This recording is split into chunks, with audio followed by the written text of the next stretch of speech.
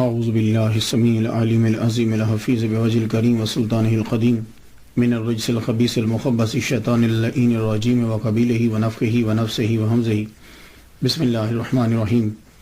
تمام نبیوں کے سردار حضرت محمد صلی اللہ علیہ وآلہ وسلم اور تمام مذاہب کے سردار دین اسلام کے پیروکار و سلام علیکم طبتم رحمت اور برکتیں۔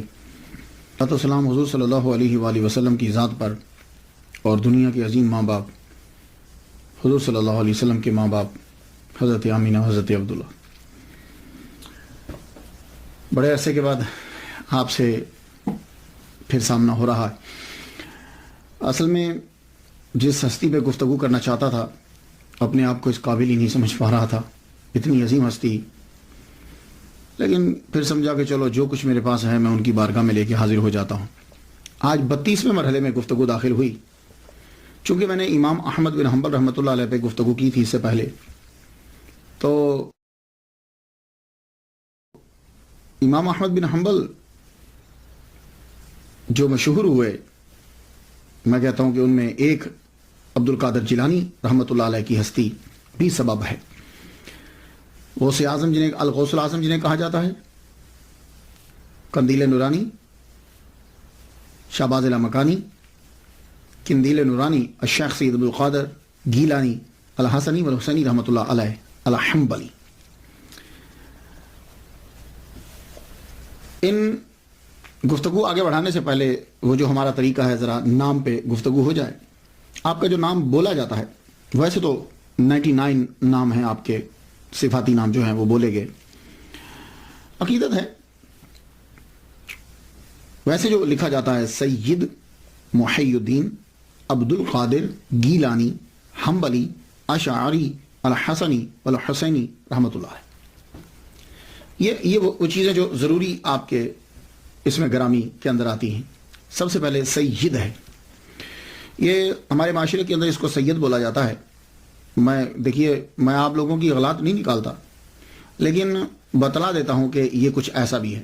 میں خود ہمارے جو معاشرے کے اندر جو لفظ بولا جاتا ہے ہم وہ اسے ہی اڈاپٹ کر لیتے ہیں۔ تو یا کے اوپر زبر بولی جاتی ہے، اکثر بول جاتے ہیں، لیکن جب میننگ خراب ہوتے ہوں تو ذرا توجہ دیا کریں، ویسے پروننسیشن جو بھی آپ بولتے جائیں۔ سید جو ہے، یہ لفظ السید، اس کی جمع اسیاد آتی ہے اور سیائد بھی آتی ہے۔ سید کا معنی ہوتا ہے سردار۔ قرآن مجید میں یہ حضرت یحییٰ علیہ السلام کے لیے یہ لفظ آیا، سیدم و حسورا، سیدم، اللہ تعالیٰ نے ان کے لیے سید کا لفظ استعمال کیا ہے۔ ایک مرتبہ حضور صلی اللہ علیہ وآلہ وسلم کو کسی شخص نے سید کہہ دیا، تو حضور صلی اللہ علیہ وسلم نے فرمایا اللہ سید، اللہ جو ہے وہ سید ہے۔ یہ ایک حدیث مبارکہ ہے۔ اس وقت ایک سچویشن ہوگی، اس کا مطلب یہ نہیں ہے کہ کسی اور کو کہنا حرام ہے۔ بعض اوقات حضور صلی اللہ علیہ وآلہ وسلم کوئی خاص آدمی کو خاص چیز سمجھانا چاہتے ہیں۔ جب حضور صلی اللہ علیہ وآلہ وسلم کو اللہ تعالیٰ نے نواسے عطا فرمائے، حضرت امام حسین، حضرت امام حسن، تو حضور صلی اللہ علیہ وسلم نے فرمایا حسن والحسین سیدہ شباب اہل الجنہ، یہ میرا بیٹا حسن اور میرا بیٹا حسین، یہ دونوں جنتی نوجوانوں کے سردار ہیں۔ یعنی کہ وہ لوگ کہ جو جوانی میں مرے، غور سے سنیے گا، وہ لوگ جو جوانی میں مریں گے اور جنتی تھے ان کے یہ سردار ہوں گے۔ یہ بات یاد رکھیے گا، کیونکہ اس لیے کہ ایک اور حدیث بھی ہے، حضرت ابوبکر صدیق رضی اللہ تعالیٰ عنہ اور حضرت عمر کے بارے میں کہا گیا کہول اہل الجنہ، یہ سید ہیں جنتی بوڑھوں کے۔ تو جنت میں بوڑھا تو کوئی ہوگا نہیں، جنت میں تو سارے لوگ جائیں گے تو 33 سال کے جوان ہوں گے۔ تو یعنی جو جنتی جوانی میں مرا ان کے سردار یہ ہوں گے، اور جو بوڑھا ان کے سردار وہ ہوں گے۔ اب کبھی حدیث سامنے آ جائے تو ذہن میں یہ رہنا چاہیے۔ تو سید جو ہے یہ لفظ حضور صلی اللہ علیہ وآلہ وسلم نے جب یہ فرمایا کہ یہ سردار ہوں گے، تو اس دن کے بعد یہ لفظ سید جو ہے یہ حضرت بی بی فاطمہ الزہرا رضی اللہ تعالیٰ عنہا کے بچوں کے ساتھ استعمال ہونے لگا۔ شروع میں تو یہ لفظ استعمال نہیں کیا جاتا تھا، بعد میں آپ کی اولاد کے ساتھ یہ لفظ خاص ہو گیا۔ لیکن مختلف علاقوں کے اندر جو حضرت بی بی فاطمہ کی اولاد ہے ان کے لیے مختلف القاب ہیں۔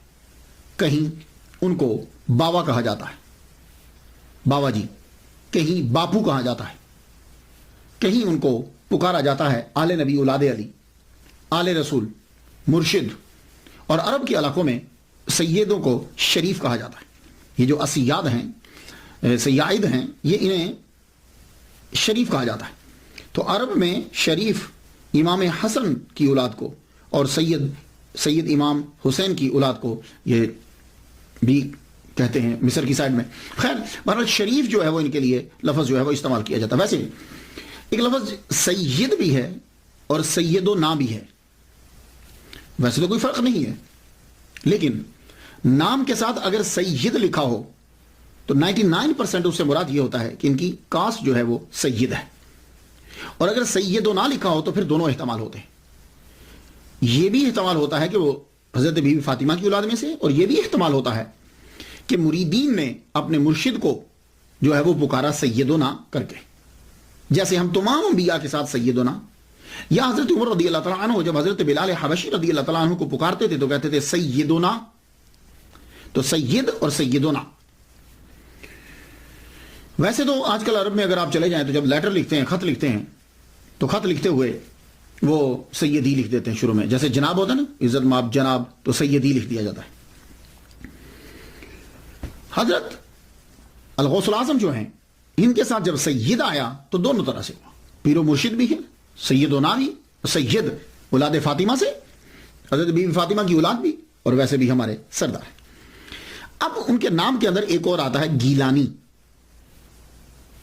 گیلانی، اس پہ ذرا تھوڑی سی گفتگو ہو جائے. بہت سے لوگوں نے اس پہ گفتگو کی ہے، آپ میری تحقیق جو ہے وہ سماعت کیجئے. حاضر رحمت من ربی. آپ گیلان شہر کے اندر ہی پیدا ہوئے، یہ یاد رکھیے گا.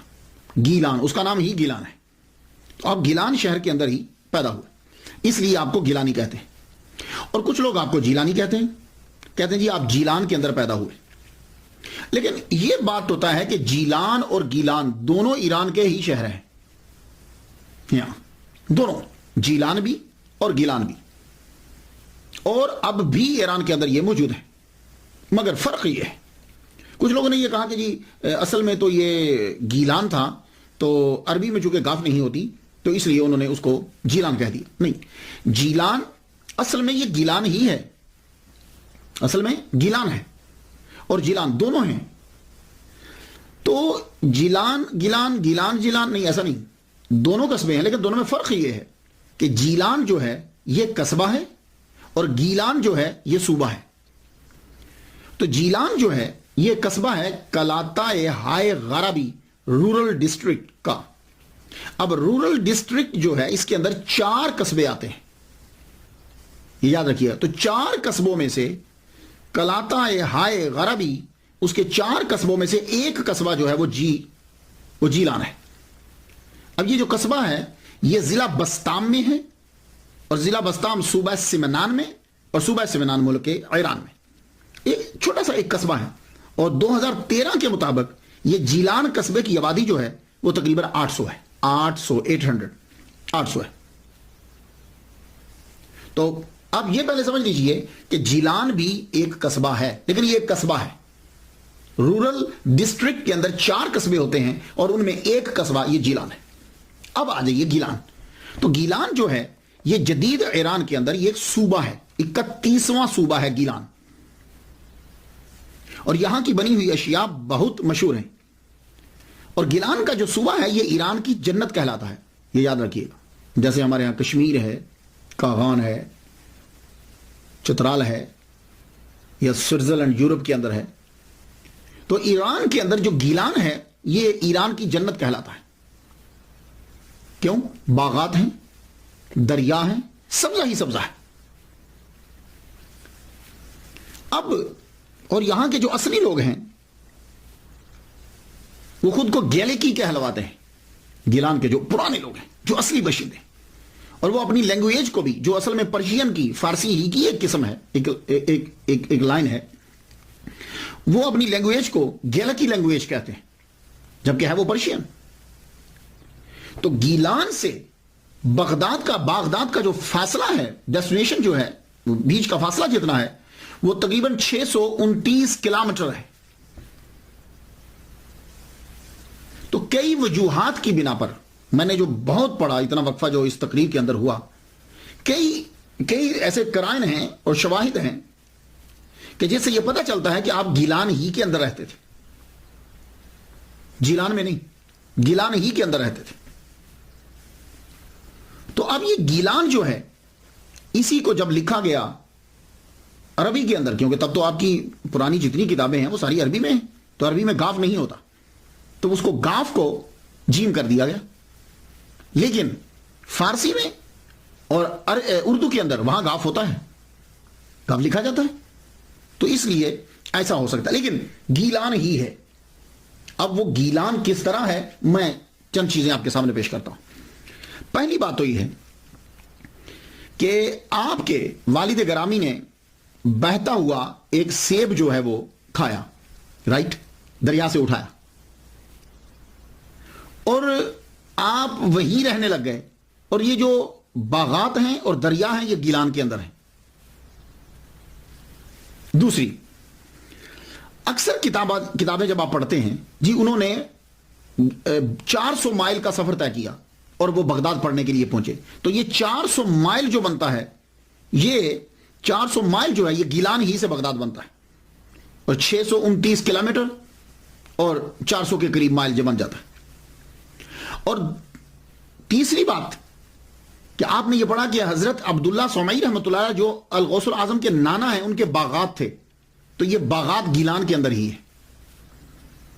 چوتھی بات، کیسپین سی کا اکثر حوالہ آپ پڑھیں گے جب بھی الغوث العظم عبد القادر گیلانی رحمۃ اللہ علیہ کی سیرت پڑھی جاتی، کیسپین سی کا ذکر ضرور آتا ہے۔ یہ کیسپین سی بھی گیلان میں ہے۔ پھر اس کے بعد جب بھی آپ پڑھیں گے تو جودی پہاڑ کا ذکر پڑھتے ہیں، کوہ جودی، جہاں حضرت نوح علیہ السلام کی کشتی لگی تھی، تو وہ جودی پہاڑ بھی جو ہے وہ کیسپین سی گیلان کے پاس ہی ہے۔ اور پھر آپ نے ان کی سیرت میں یہ پڑھا کہ ایک بڑا سرسبز و شاداب علاقہ جو ہے وہ آپ نے لیا، وہ بھی گیلان ہی میں آپ نے لیا، اور یہی جو ہے وہ آپ کے آباء و اجداد کی جو ہے وہ قبر بھی۔ اور خواجہ معین الدین اجمیری چشتی رحمۃ اللہ علیہ نے اپنے خود سے اپنے پیسے دے کر وہاں ایک کمرہ بنوایا، اور 57 دن اس حجرے میں آپ ان کے ساتھ رہے۔ اور ایک اور دلیل سنیے، آپ جب حضرت عبد القادر گیلانی رحمۃ اللہ علیہ کا نام پڑھیں گے تو آپ کو پرانی جو بڑی تحقیق کی کتابیں، چھوٹی کتابوں کا بات نہیں کر، بڑی عملی ملے گا۔ عبد القادر گیلانی عملی، یہ عملی کیا ہے؟ یہ بھی اصل میں ایک قصبہ ہے، شہر ہے، اور آپ جانتے ہیں کہ یہ کہاں ہے؟ یہ ہراز دریا کے کنارے پر واقع ہے، اور یہ بھی گیلان کے پاس ہے، اور اس دریا ہی کے گرد درخت بھی ہیں اور باغات بھی۔ تو یہ تھی جو تحقیق، اتنے دن لگے۔ تو اصل میں آپ رہتے ہیں، آپ کا گھر اور نانا یہ سب ہراز دریا کے کنارے پر ہی، اور یہ گیلان میں ہے۔ کیسپین سی وہیں ہے، کوہ جودی وہیں ہے، تو یہ اصل میں آپ گیلانی ہیں، اور وہیں سے 400 مائل کا سفر بنتا ہے۔ اب آ جائیے حنبلی۔ حضرت عبد القادر گیلانی رحمۃ اللہ علیہ کے ساتھ حنبلی آتا ہے۔ یہ حنبلی کیا ہے؟ امام احمد بن حنبل، ان کے دادا کا نام تھا حنبل۔ حنبل کا معنی کیا ہوتا ہے؟ حنبل کا معنی ہوتا ہے لوبیا کھانا۔ لوبیا سمجھتے ہیں؟ وہ کڈنی بینز جو ہوتے ہیں، وہ گردے کی شکل کے جو ہیں، انہیں لوبیا کہتے ہیں، کڈنی بینز۔ تو حنبل کا معنی ہوتا ہے لوبیا کھانا، اور حنبل کا معنی ہوتا ہے موزہ اور پرانی آستین پہننا۔ یہ اس کے میننگ بتا رہا ہوں میں آپ کو۔ لیکن چونکہ امام احمد بن حنبل مشہور ہوئے، تو ان کے جتنے پیروکار تھے ان کی فقہ میں یا ان کے تصورات پر جو عمل کرتے تھے وہ حنبلی کہلوائے۔ تو الغوث العظم عبد القادر گیلانی رحمۃ اللہ علیہ حنبلی اس لیے کہلوائے کہ آپ امام احمد بن حنبل رحمۃ اللہ علیہ کے پیروکار تھے فقہ کے اندر۔ یہ بات آپ یاد رکھیے گا۔ اور امام احمد بن حنبل کے آپ پیروکار کیوں ہوئے، یہ ایک بڑا کوشچن ہے۔ عبد القادر گیلانی رحمۃ اللہ رفع یدان کرتے تھے، یہ بات یاد رکھیے گا، آپ حنفی نہیں ہیں۔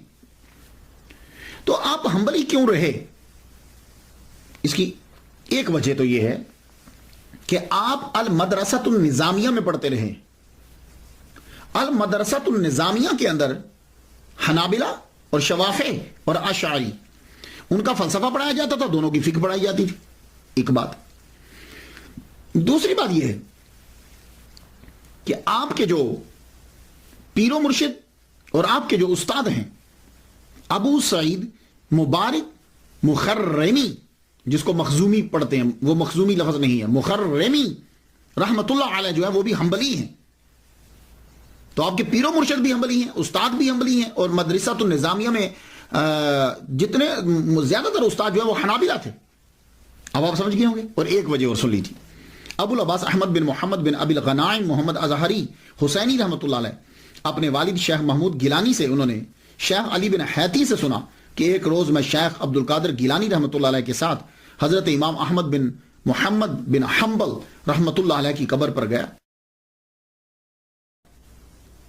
تو میں کیا دیکھتا ہوں کہ جو ہی عبد القادر گیلانی رحمۃ اللہ علیہ امام احمد بن حنبل رحمۃ اللہ علیہ کی قبر انور پر پہنچے تو آپ اپنی قبر سے باہر نکل آئے. اللہ اکبر جل شان.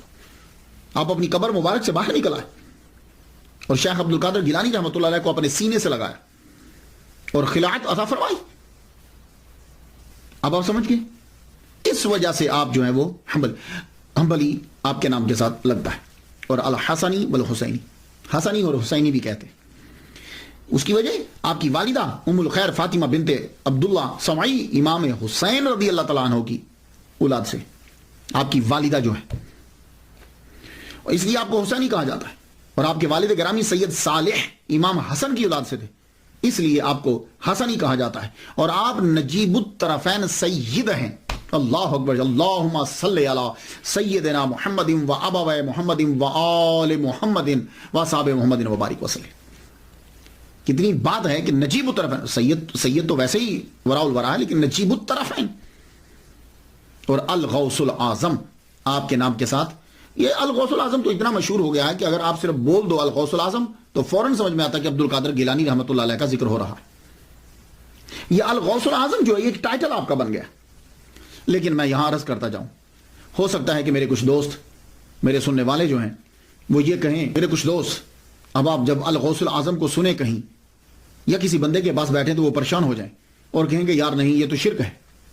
تو میں عرض یہ کرنا چاہوں گا، اگر آپ قرآن مجید کی اسٹڈی کریں، قرآن مجید کو پڑھیں، تو بہت سے الفاظ ایسے ہیں کہ اللہ تعالیٰ نے وہ اپنے لیے بھی استعمال کیے ہیں اور اپنے بندوں کے لیے بھی وہ استعمال کیے.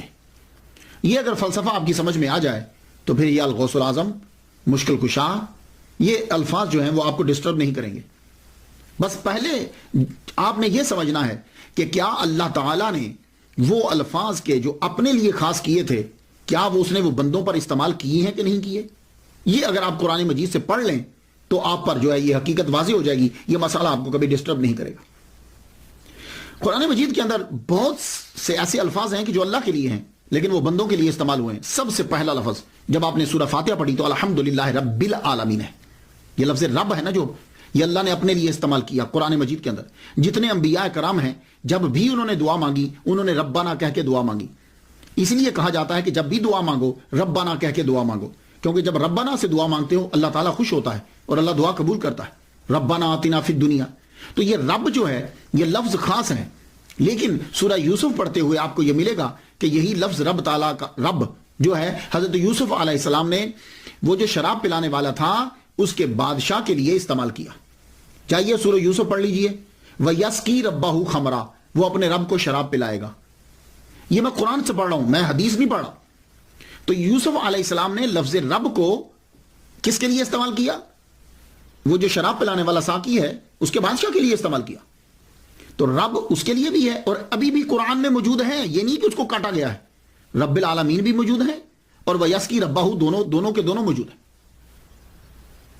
تو اب وہ رب دونوں جگہ استعمال ہوا. اسی طرح آپ کیا ہیں، میں آپ سے پوچھوں آپ کیا ہیں تو آپ کہیں گے میں مومن ہوں. تو یہ لفظ مومن اللہ تعالیٰ نے اپنے لیے بھی استعمال کیا ہے.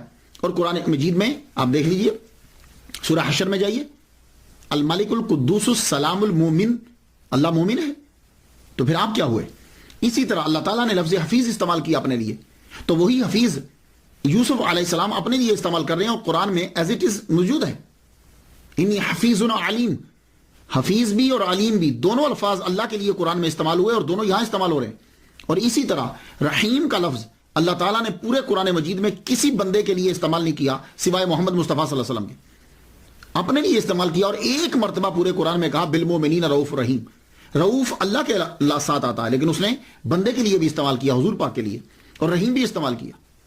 اسی طرح ولی کا لفظ جو ہے وہ اس نے اپنے لیے بھی استعمال کیا اور دوسروں کے لیے بھی استعمال کیا۔ تو یہ دیکھیے، ویسے اگلے کو مارنا ہو تو جو مرضی یک طرفہ ڈال دیا جائے، لیکن حقیقت یہ ہے کہ بہت سے الفاظ ایسے ہیں کہ اللہ نے اپنے لیے بھی استعمال کیے اور بندوں کے لیے بھی استعمال کیے۔ اب یہاں آپ فرق کیسے کریں گے؟ کہ آپ مشرک قرار دے دیں گے اس بندے کو؟ نہیں، تو پھر آپ فرق کریں گے کہ اللہ کے لیے وہ لفظ جو استعمال ہوتا ہے وہ حقیقی معنی میں استعمال ہوتا ہے، اور بندے کے لیے جو وہ لفظ استعمال ہوتا ہے وہ ایک خاص وقت، خاص شے اور مجازی طور پر استعمال ہوتا ہے، یعنی قیود کے ساتھ استعمال ہوتا ہے۔ تو اللہ کے لیے وہ لفظ قیود کے ساتھ استعمال نہیں ہوتا۔ اب فرق واضح ہو گیا حقیقت اور مجاز کا۔ تو یہی سلسلہ جو ہے الغوث الاعظم ہے، یہ ٹائم ہے، قیود ہے اور مجازی طور پر ہے، یہ بات یاد رکھیے گا۔ یہ اگر فرق نہیں کریں گے تو پوری دنیا مشرک بن جائے گی، یہ بات یاد رکھیے گا۔ اب اگر الغوث الاعظم کہنے سے آدمی مشرک ہوتا ہے تو پھر حضرت ابو بکر صدیق کے ساتھ صدیق اکبر لگتا ہے، پھر آدمی صدیق اکبر کہنے سے بھی مشرک ہوگا۔ کیوں؟ اس لیے کہ قرآن مجید کے اندر اللہ تعالیٰ نے یہ کہا ہے وَمَنْ أَصْدَقُ مِنَ اللَّهِ، اللہ سے بڑھ کر کون سچا ہے؟ ٹھیک ہے، تو آپ کہہ رہے ہیں کہ ابو بکر صدیق اکبر، وہ صدیق اکبر ہیں، تو اللہ تو سب سے سچا ہے، اللہ تعالیٰ سے تو سچا کوئی نہیں، تو پھر صدیق اکبر انہیں کیوں کہا گیا؟ پھر اسی طریقے سے فرق کرنے والا تو اللہ تعالیٰ ہے حق و باطل کے درمیان، تو حضرت عمر فاروق رضی اللہ تعالیٰ عنہ کو فاروق کیوں کہتے ہیں؟ یہ بھی شرک ہوگا۔ اسی طرح اللہ قرآن میں کہتا ہے کہ ان اللہ غنی وانتم الفقراء، اللہ غنی ہے اور تم فقیر ہو، تو آپ پھر لوگ سب عثمان غنی عثمان غنی کیوں کہتے ہیں؟ اسی طرح قرآن مجید کے اندر آتا ہے وَهُوَ الْعَلِيُّ الْعَظِيمُ، وہ علی ہے، اللہ علی ہے، تو آپ حضرت علی کو علی کیوں کہتے ہیں؟ تو یہ دیکھیے، وہ جو بزرگان دین تھے نا، ان کے سامنے سب چیزیں ہوتی تھی، وہ پھر ایک نتیجہ نکالتے تھے جہاں سے کہیں سے اعتراض نہیں آتا۔ ہم کیا کرتے ہیں؟ ہم اگلے آدمی کو مارنے کے لیے ایک چیز لے لیتے ہیں، باقی ساری چیزوں کو بند کر دیتے ہیں۔ تو الغوث الاعظم جو کہا جاتا ہے یہ مجازی طور پر ہے، اور یہ قیود ہوتی ہیں۔ ہاں، اللہ تعالیٰ فریاد رس ہے، اللہ فریاد، لیکن اس جیسا اس میں وہاں قید کوئی نہیں، اور وہ ذاتی طور پر ہے، یہ بات۔ باقی ہر چیز، ہر لفظ جو ہے وہ جو استعمال ہوا وہ مجازی طور پر استعمال ہوتا ہے۔ تو اب پھر دیکھتے ہیں ہم کہ اللہ کا یہ ولی دنیا میں جب آیا، ظہور کیا، تو کیا تاریخ تھی؟ تاریخ کا کوئی خاص فائدہ تو کوئی نہیں ہوتا، یہ بات یاد رکھیے۔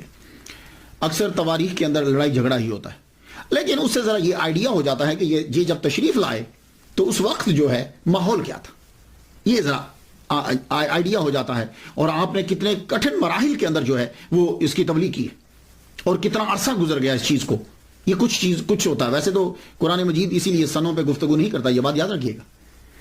تو عبد القادر گیلانی رحمۃ اللہ علیہ کے بھی تواریخ تین بیان کی جاتی، 470، 471، 491، لیکن 491 والے نے تو ویسے ہی بہت ہی زور لگا دیا۔ اب یہ کوئی ضروری نہیں ہوتا کہ ایک آدمی ڈاکٹر ہے، ریسرچر ہے، ہو سکتا ہے اس کی کوئی پرابلم ہو۔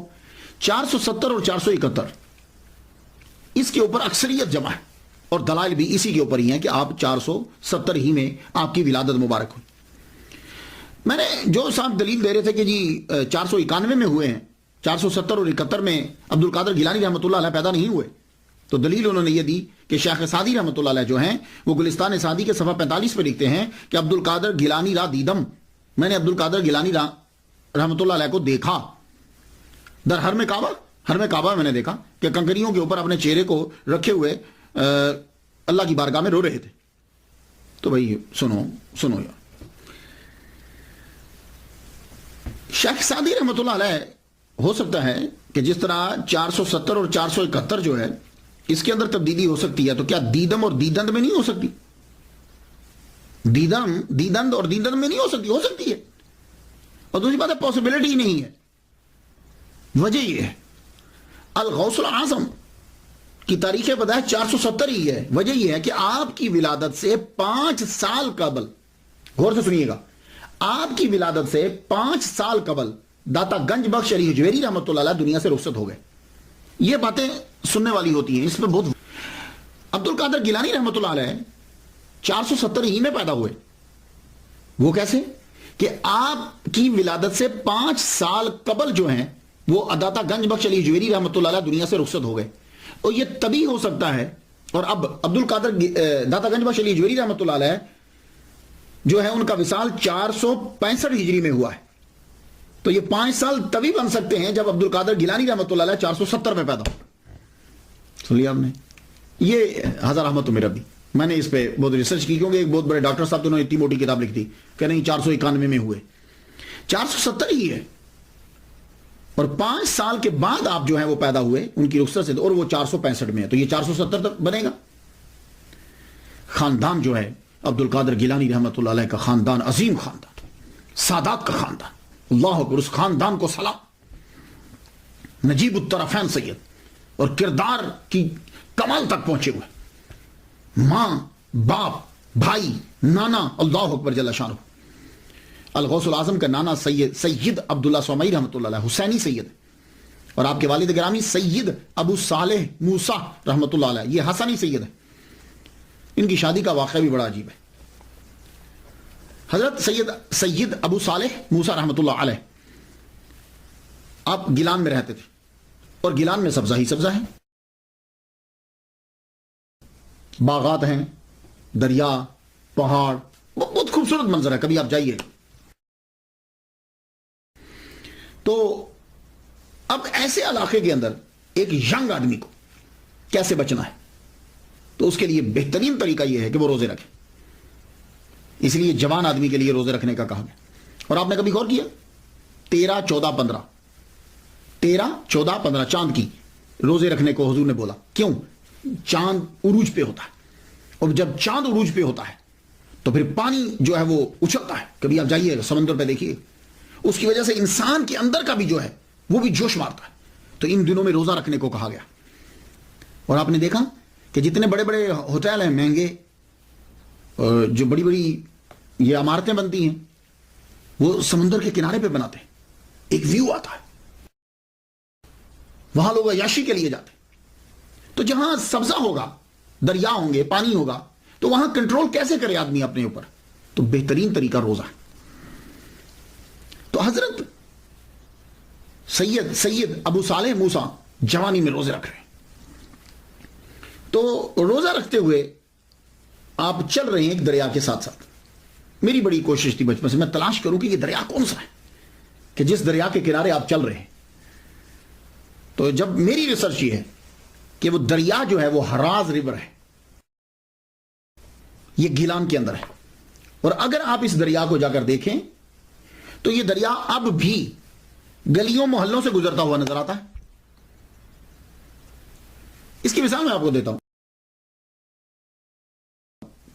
کوئی دریا جب پہاڑی رستوں سے نکل رہا ہو نا تو تب جا کے دیکھیے گا اس کو. یا آپ کبھی کینیڈا آئے ہوں تو کینیڈا کا بھی دریا جو ہے نا وہ بھی اسی طرح سڑک کے ساتھ ساتھ گزرتا جاتا ہے. تو وہ بالکل شفاف پانی ہو جاتا ہے، اتنی گہرائی نہیں ہوتی، نالے کی طرح نکلتا جاتا ہے. تو یہ ہراز دریا بھی بالکل اسی طرح ہی ہے. تو ہراز دریا کے کناروں کے اوپر باغات ہیں، یہ بات یاد رکھیے گا. اور یوں نکلتا ہے، ایسا لگتا ہے جیسے گلیوں میں سے گزر رہا ہے. تو آپ اس کے بالکل کنارے پہ چل رہے ہیں تو ایک سیب بہتا ہوا آ گیا. اور یہ باغات، سیب کے باغات اور یہ سارے سرسبز و شاداب علاقہ گیلان کے اندر ہی، اور ہراز بھی ریور گیلان میں ہی ہے. تو وہاں سے جب سیب بہتا آ رہا تھا آپ نے سیب اٹھا لیا، سیب اٹھا کے کہا چلو روزہ افطار کر لیں گے. روزہ تو افطار کر لیا. افطار کرتے ہی بعد میں خیال آیا یہ کیا کر بیٹھا میں، اگر قیامت کے دن اس کے بارے میں پوچھ گچھ ہو گئی تو میں کہاں سے جواب دوں گا. آپ سوچنے لگے کیا کروں. ایک دم خیال آیا کہ یہ ادھر سے آ رہا تھا، مخالف سمت میں چل پڑے. جدھر سے وہ آ رہا تھا سیب، تو اب جب وہ چل پڑے تو ایک جگہ پہ پہنچے. ابھی بھی آپ جا کے دیکھیں تو ہراز ریور کے گرد میں باغات اور شاخیں اور درخت آپ کو نظر آئیں گے. تو یوں ایک سیبوں کا باغ ہے، اور اس ایک درخت کی شاخ جو ہے وہ یوں ہراز ریور کے یوں جھکی ہوئی ہے. آپ سمجھ گئے کہ یہیں کا گر کے گیا ہے. آپ کھڑے ہو گئے، دروازہ کھٹکھٹایا، اندر سے ملازم آیا. جی آپ کو کس سے ملنا ہے؟ کہا مجھے اس باغ کے مالک سے ملنا ہے. کیوں خیریت ہے؟ کہا سیب کھا لیا اس باغ کا تو معافی مانگنے آیا. ملازم کی بھی عمر گزر چکی تھی، نوجوان کا چہرہ دیکھتے ہوئے اچھا حیران ہوتا ہوا واپس چلا گیا. جا کے اندر مالک کو بتایا، مالک باہر ایک نوجوان آیا ہے، ہمارے باغ کا کہیں سیب گر گیا تھا دریا میں، کہتا ہے کہ مجھے معاف کروانا ہے۔ آپ بھی مسکرائے، کہا کہ اچھا۔ آپ آئے دروازے پہ، دروازہ کھولا، سب سے پہلے لڑکے کو یوں سر سے لے کے پاؤں تک اسے دیکھا، دیکھے پوچھنے کہ تمہارا نام کیا ہے؟ کہا میرا نام جو ہے وہ سید ابو صالح موسیٰ، امام حسن کی اولاد سے ہوں۔ تو کیا کہہ رہے تھے تم؟ کہنے لگے حضور میں نے آپ کے دریا کا، یہ آپ کے باغ کا سیب جو ہے وہ بہ رہا تھا، میں نے اٹھا کے کھا لیا ہے، معافی مانگنے کے لیے آیا، اور چونکہ میں تندرست ہوں اس لیے لفظوں سے معاف نہ کیجیے، مجھے کچھ کام کہیے میں وہ کر دوں تاکہ میرا جرم معاف ہو جائے۔ دیکھ رہے کہ یعنی صرف لفظوں سے مت بولیے، کیونکہ میں تندرست ہوں، میں کام کر سکتا ہوں، سزا دیجیے۔ تھوڑی دیر سوچتے رہے، کہنے لگے اچھا 2 شرطیں، پہلے ایک پوری کرو، جب ایک پوری ہوگی تو دوسری بتاؤں گا۔ کہنے لگے اچھا بتائیے پہلی کیا ہے؟ کہنے لگے تیرے سیب کا جرم معاف کرنے کے لیے پہلی شرط یہ ہے کہ تم 8 سال یہاں کام کرو۔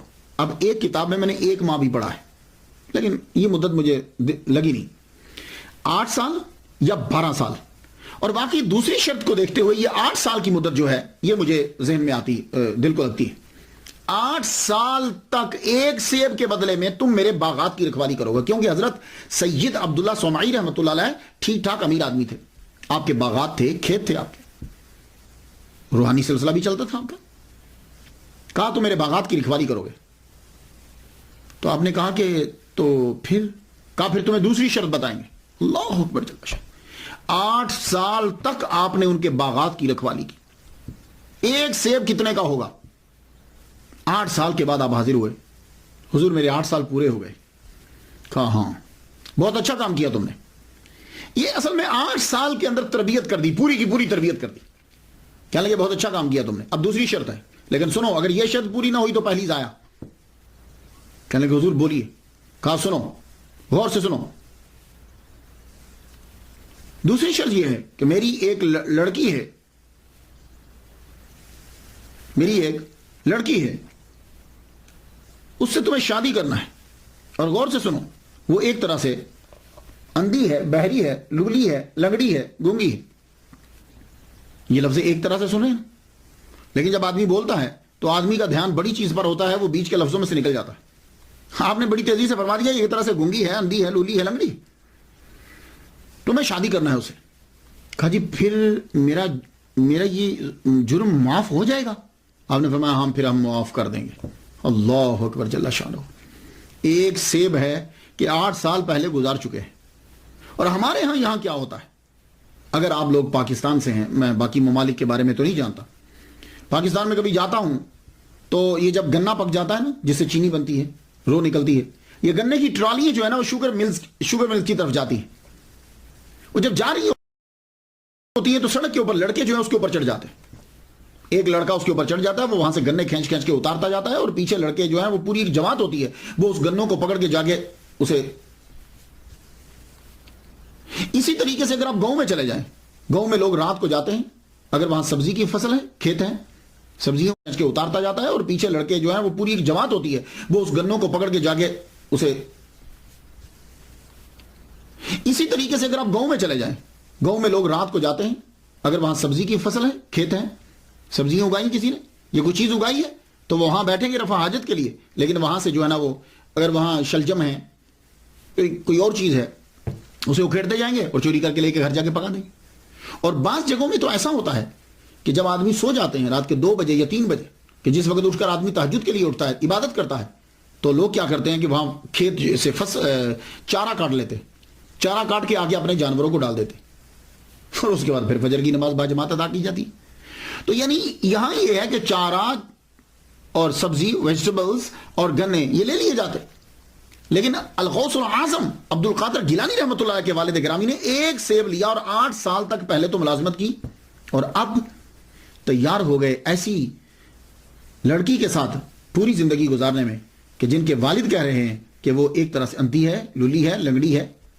ہم نے فرمایا ٹھیک ہے، اگر جرم معاف ہوتا ہے تو میں ریڈی ہوں۔ نکاح ہو گیا، نکاح پڑھا دیا گیا۔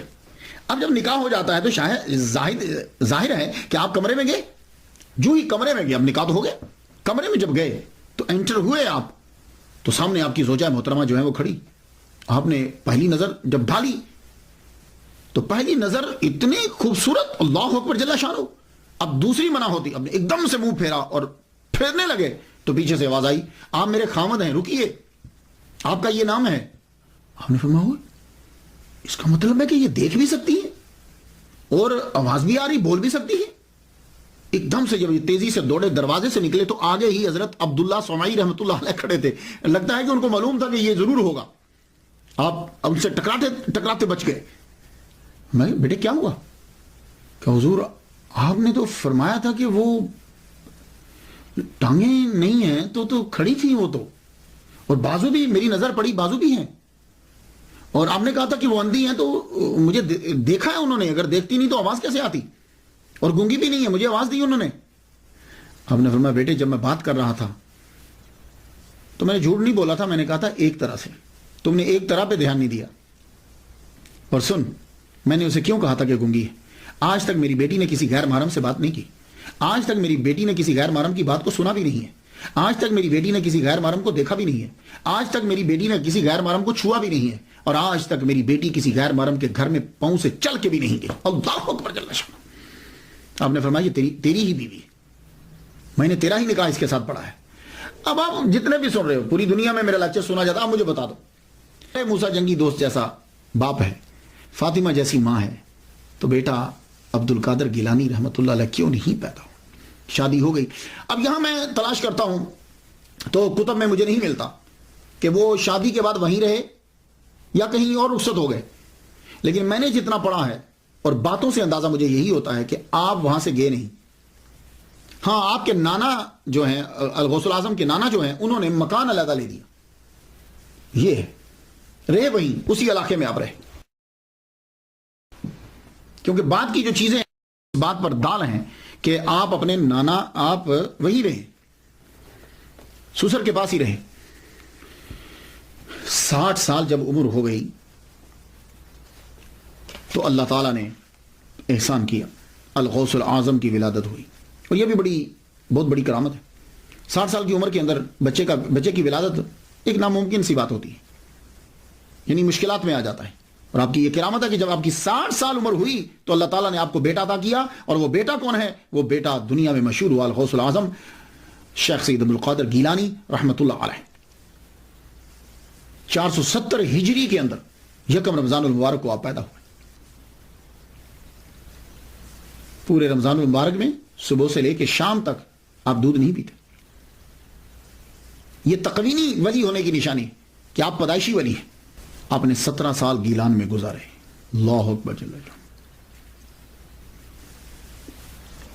آپ کی عمر 11 سال ہوئی تو آپ کے والد گرامی سید ابو صالح موسیٰ رحمۃ اللہ علیہ کا وصال ہو گیا۔ 481 ہجری میں آپ کا وصال ہوا اور آپ کو گیلان میں ہی دفنا دیا گیا، وہیں آپ کی قبر ہے، گیلان کے اندر۔ تو 11 سال کی عمر میں یتیم ہوئے۔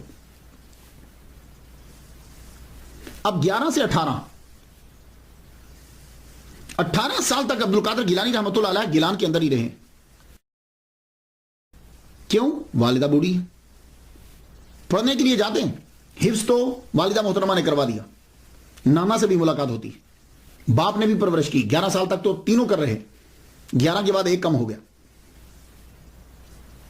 آپ مکتب میں بھی پڑھنے کے لیے جاتے ہیں، اور فارسی زبان آپ کی مادری ہے، مکتب میں پڑھنے کے لیے جاتے ہیں۔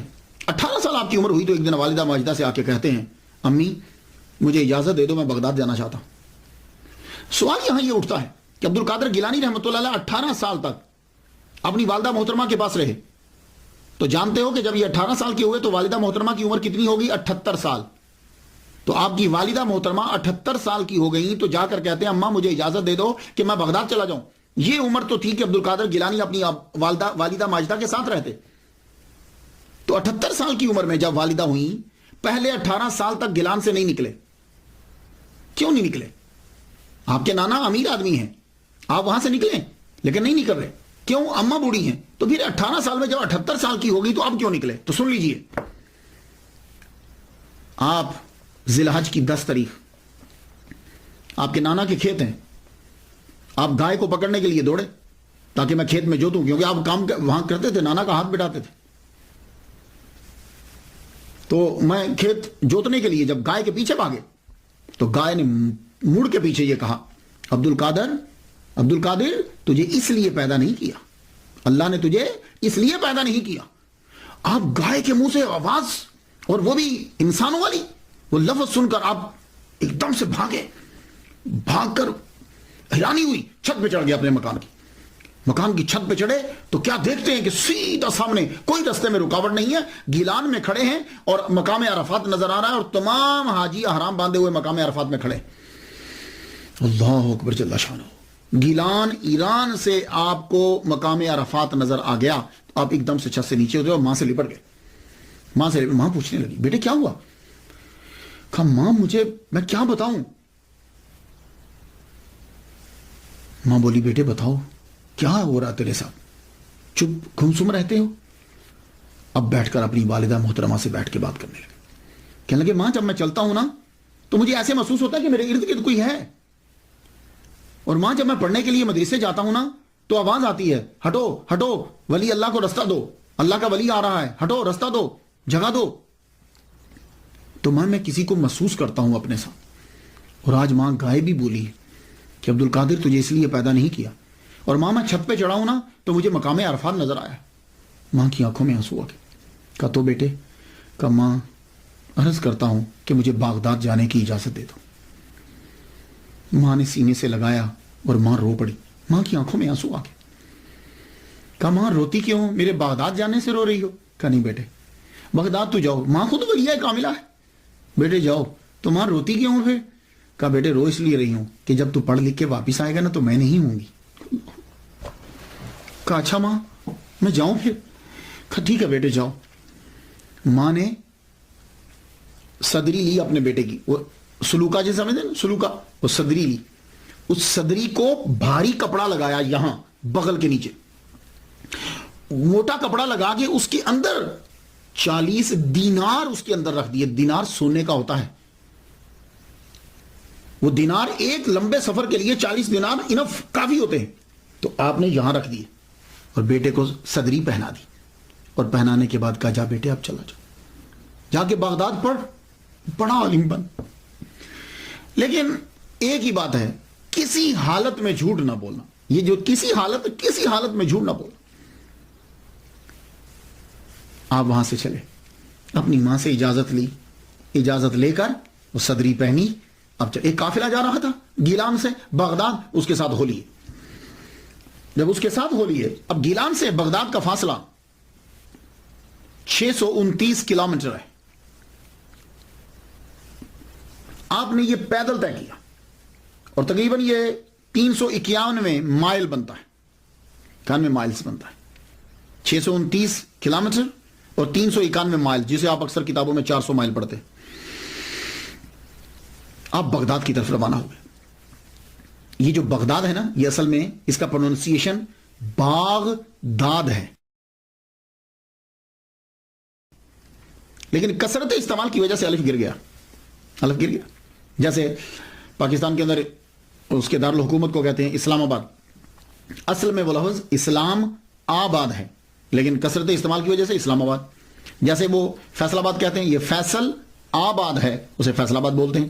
تو یہ باغداد تھا، الف گر گیا، کثرت استعمال کی وجہ سے بغداد ہو گیا. یہ بغداد جو ہے، اس کی بنیاد، یہ بغداد کا معنی کیا ہے؟ کہتے ہیں کہ یہ فارسی 2 لفظوں کا مرکب ہے، باغ اور داد. باغ کہتے ہیں گارڈن کو، داد کہتے ہیں فیئر کو، یعنی فیئر گارڈن. اور کچھ نے یہ کہا کہ باغ اصل میں ایک دیوتا کا نام ہے، اور داد میں نے ہوتا ہے دینا. تو باغ داد گاڈ گفٹڈ، یعنی دیوتا نے دیا.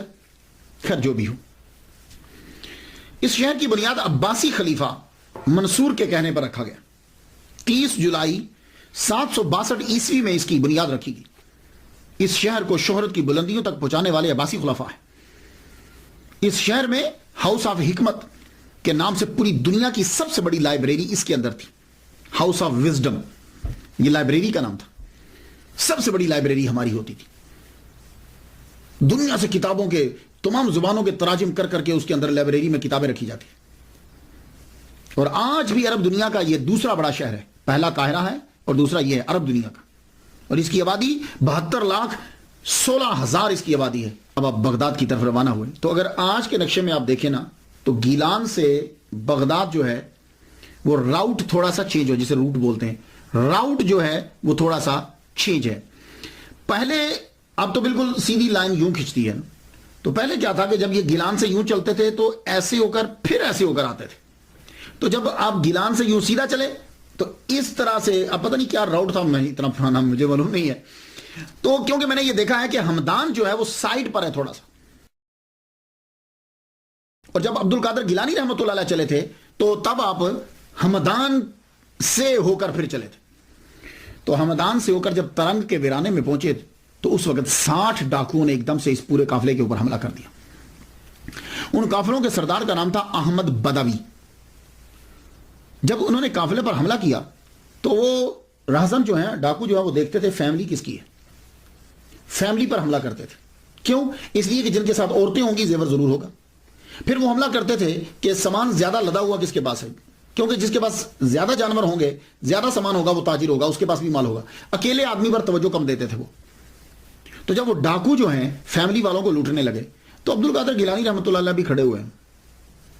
एक पार से गुजरा, अकेला खड़ा क्या तवज्जो देगा, क्योंकि उसको पता है अकेले आदमी के पास कितना होगा, और आपके पास था भी कुछ नहीं, ना सवारी है और कुछ हाथ में पकड़ा हुआ भी नहीं। लगा अब तेरे पास भी कुछ है या वैसे ही खड़े हुए हो? हाँ हाँ, मैं काफिले के साथ हूं, मेरे पास भी हैं 40 दिनार। वो हंसता हुआ गुजर गया, पास से हंसता हुआ गुजर गया। अब जब सारे काफिले को लूट लिया गया, भाई कोई बचा है? कोई काफिले में और भी है? आप वहां खड़े हुए देख रहे थे। आपके पास अब सरदार आया, आके पूछता है, काका तेरे पास भी कुछ है? कहने लगे हाँ है। बड़े हैरान हुए यार, क्योंकि नॉर्मली आदमी पुलिस और चोर इनके सामने सच नहीं बोलता, बंदा बहुत कम बोलता है सच।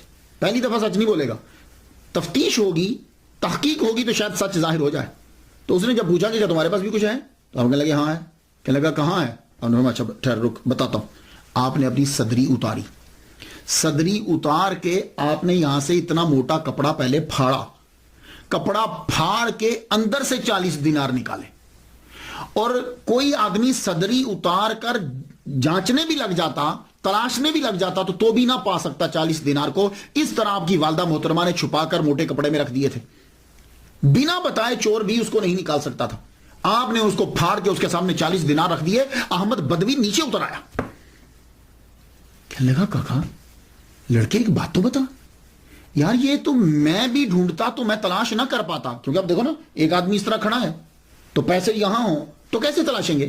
हां जेब में हो तो कोई देख सकता है, तुम ना बताते तो हम नहीं तलाश सकते थे, तो ये तुमने छुपाया क्यों नहीं? अब्दुल कादिर गिलानी रहमतुल्लाह अलैह फरमाने लगे, मेरी अम्मा ने मुझे कहा था, वालिदा मोहतरमा ने कहा था, बेटे किसी हालत में झूठ नहीं बोलना। ओए ओए ओए, ये जुमला आपके मुंह मुबारक से निकल के जब हवा के दोष पे आया और हवा के दोष से जब अहमद बदवी के कानों तक गया, एकदम से वो चीख उठा और ऐलान करने लगा, क्या लगा, सब सामान सबका वापस कर दो, सब लोगों का सामान वापस कर दो। सारे राजन परेशान हो गए, हुआ क्या? कसब का सामान जो है वो वापस कर दो। क्यों हुजूर? कहने लगा यार बस इस लड़के को देखो, ये अपनी मां से किया हुआ वादा नहीं भूला, और अहमद बदवी अपने अल्लाह से किया हुआ वादा भूल गया। नीचे उतरा, अब्दुल कादिर गिलानी रहमतुल्लाह के हाथ चूमे, कहा लड़के तूने मुझे रास्ता दिखा दिया। इस कदर उसके ऊपर वहशत तारी हुई, रात के सन्नाटे में रोता हुआ निकल गया जंगलों की तरफ, फिर नहीं पता चला कि कहां हुआ। अब्दुल कादिर गिलानी रहमतुल्लाह अलैह को 40 दिनार वापस कर दिए। अब यहां जरा सुनो, अब्दुल कादिर गिलानी रहमतुल्लाह अलैह बगदाद में पहुंचे, सबसे पहले आपने वो 40 दिनार फकीरों में तकसीम कर दिए। सुनो, ये हैं 11वीं वाले। तो अब्दुल कादिर गिलानी रहमतुल्लाह अलैह ने वो 40 दिनार सबसे पहले फकीरों को तकसीम कर दिए, उसके बाद खाली, लो उसके बाद खाली, अब अपने पास कुछ भी नहीं है। आपके नाना सैयद अब्दुल्ला सोमाई रहमतुल्लाह अलैह के कोई जान पहचान वाले बगदाद के अंदर थे, उनके पास आप पहुंचे। इसमें मुख्तलिफ रिवायात हैं, लेकिन मैं तसलसल के साथ जो बात करना चाहता हूं वो समाप्त कीजिए। انہوں نے آپ کو بتلایا کہ دیکھو یہاں دو مدرسے ہیں بغداد کے اندر اس وقت بڑے، ایک المدرسہ النظامیہ ہے اور ایک المدرسہ احناف ہے، بتاؤ کس میں داخل ہونا چاہتے ہو؟ حضرت عبداللہ سومئی رحمۃ اللہ علیہ کے مریدین بھی بڑے تھے اور آپ خود بھی ٹھیک ٹھاک تھے۔ حضرت عبد القادر گیلانی رحمۃ اللہ فرمایا میں المدرسہ النظامیہ میں داخل ہونا چاہتا ہوں۔ آپ نے المدرسہ النظامیہ میں داخلہ کیوں لیا؟ تو میں خواتین و حضرات میں چاہتا ہوں کہ کچھ آپ کی نظر تھوڑی سی ریسرچ ہو جائے۔ کرامات تو آپ جا کے پڑھ لیں گے اور آپ کی زندگی گزر چکی ان کے بارے میں پڑھتے ہوئے، لیکن میں کچھ اور گوشوں پہ گفتگو کرنا چاہتا ہوں۔ المدرسہ النظامیہ میں داخلہ لیا، وجہ کیا تھی؟ وجہ کیا تھی؟ مسلمانوں، جب مسلمانوں کو علم کے بارے میں پتا تھا تو مسلمانوں نے بڑی بڑی یونیورسٹیز قائم کی، اور وہ یونیورسٹیز جو ہوتی تھی وہ سب سے پہلے مدرسہ بنتی تھی، مدرسہ سے ترقی کرتے کرتے وہ یونیورسٹی بن جاتی تھی۔ مصر کے اندر الازہر یونیورسٹی 970 عیسوی میں اس کی بنیاد رکھی گئی، فاطمی خلفاء نے رکھی تھی، یہ بھی ایک مدرسہ تھا۔ مراکو میں کراویجین کی 859 عیسوی میں بنیاد رکھی گئی، یہ بھی ایک مدرسہ تھا۔ ٹمبکٹو میں سینکھور 988 عیسوی میں اس کی بنیاد رکھی گئی، یہ اس وقت بہت بڑی یونیورسٹی، یہ بھی مدرسہ۔ اور بغداد کے اندر المدرسہ النظامیہ 1065 عیسوی میں اس کی بنیاد رکھی گئی، اور یہ بھی بہت بڑی یونیورسٹی۔ اس کو مدرسہ النظامیہ کیوں کہا جاتا ہے؟ اس کی وجہ یہ ہے کہ اس کا نصاب اور اس کے بنانے میں جو ہاتھ تھا وہ سلجوق بادشاہ کے وزیر اعظم ابو علی حسن بن اسحاق خواجہ المعروف نظام الملک توسی کا تھا۔ اور آج جب آپ جاتے ہیں، یہ میں درس نظامی پڑھ رہا ہوں، جب آپ مدرسہ میں داخلہ لیتے ہیں، یہ کیا کر رہے ہو؟ میں حفظ کر رہا ہوں۔ تو آپ کیا کر رہے ہو؟ میں درس نظامی پڑھ رہا ہوں۔ یہ درس نظامی کیا ہے؟ یہ اس نظام الملک توسی کی وجہ سے درس نظامی، کیونکہ اس نے ہی یہ نظام بنایا تھا، یہ نصاب اس نے بنایا تھا۔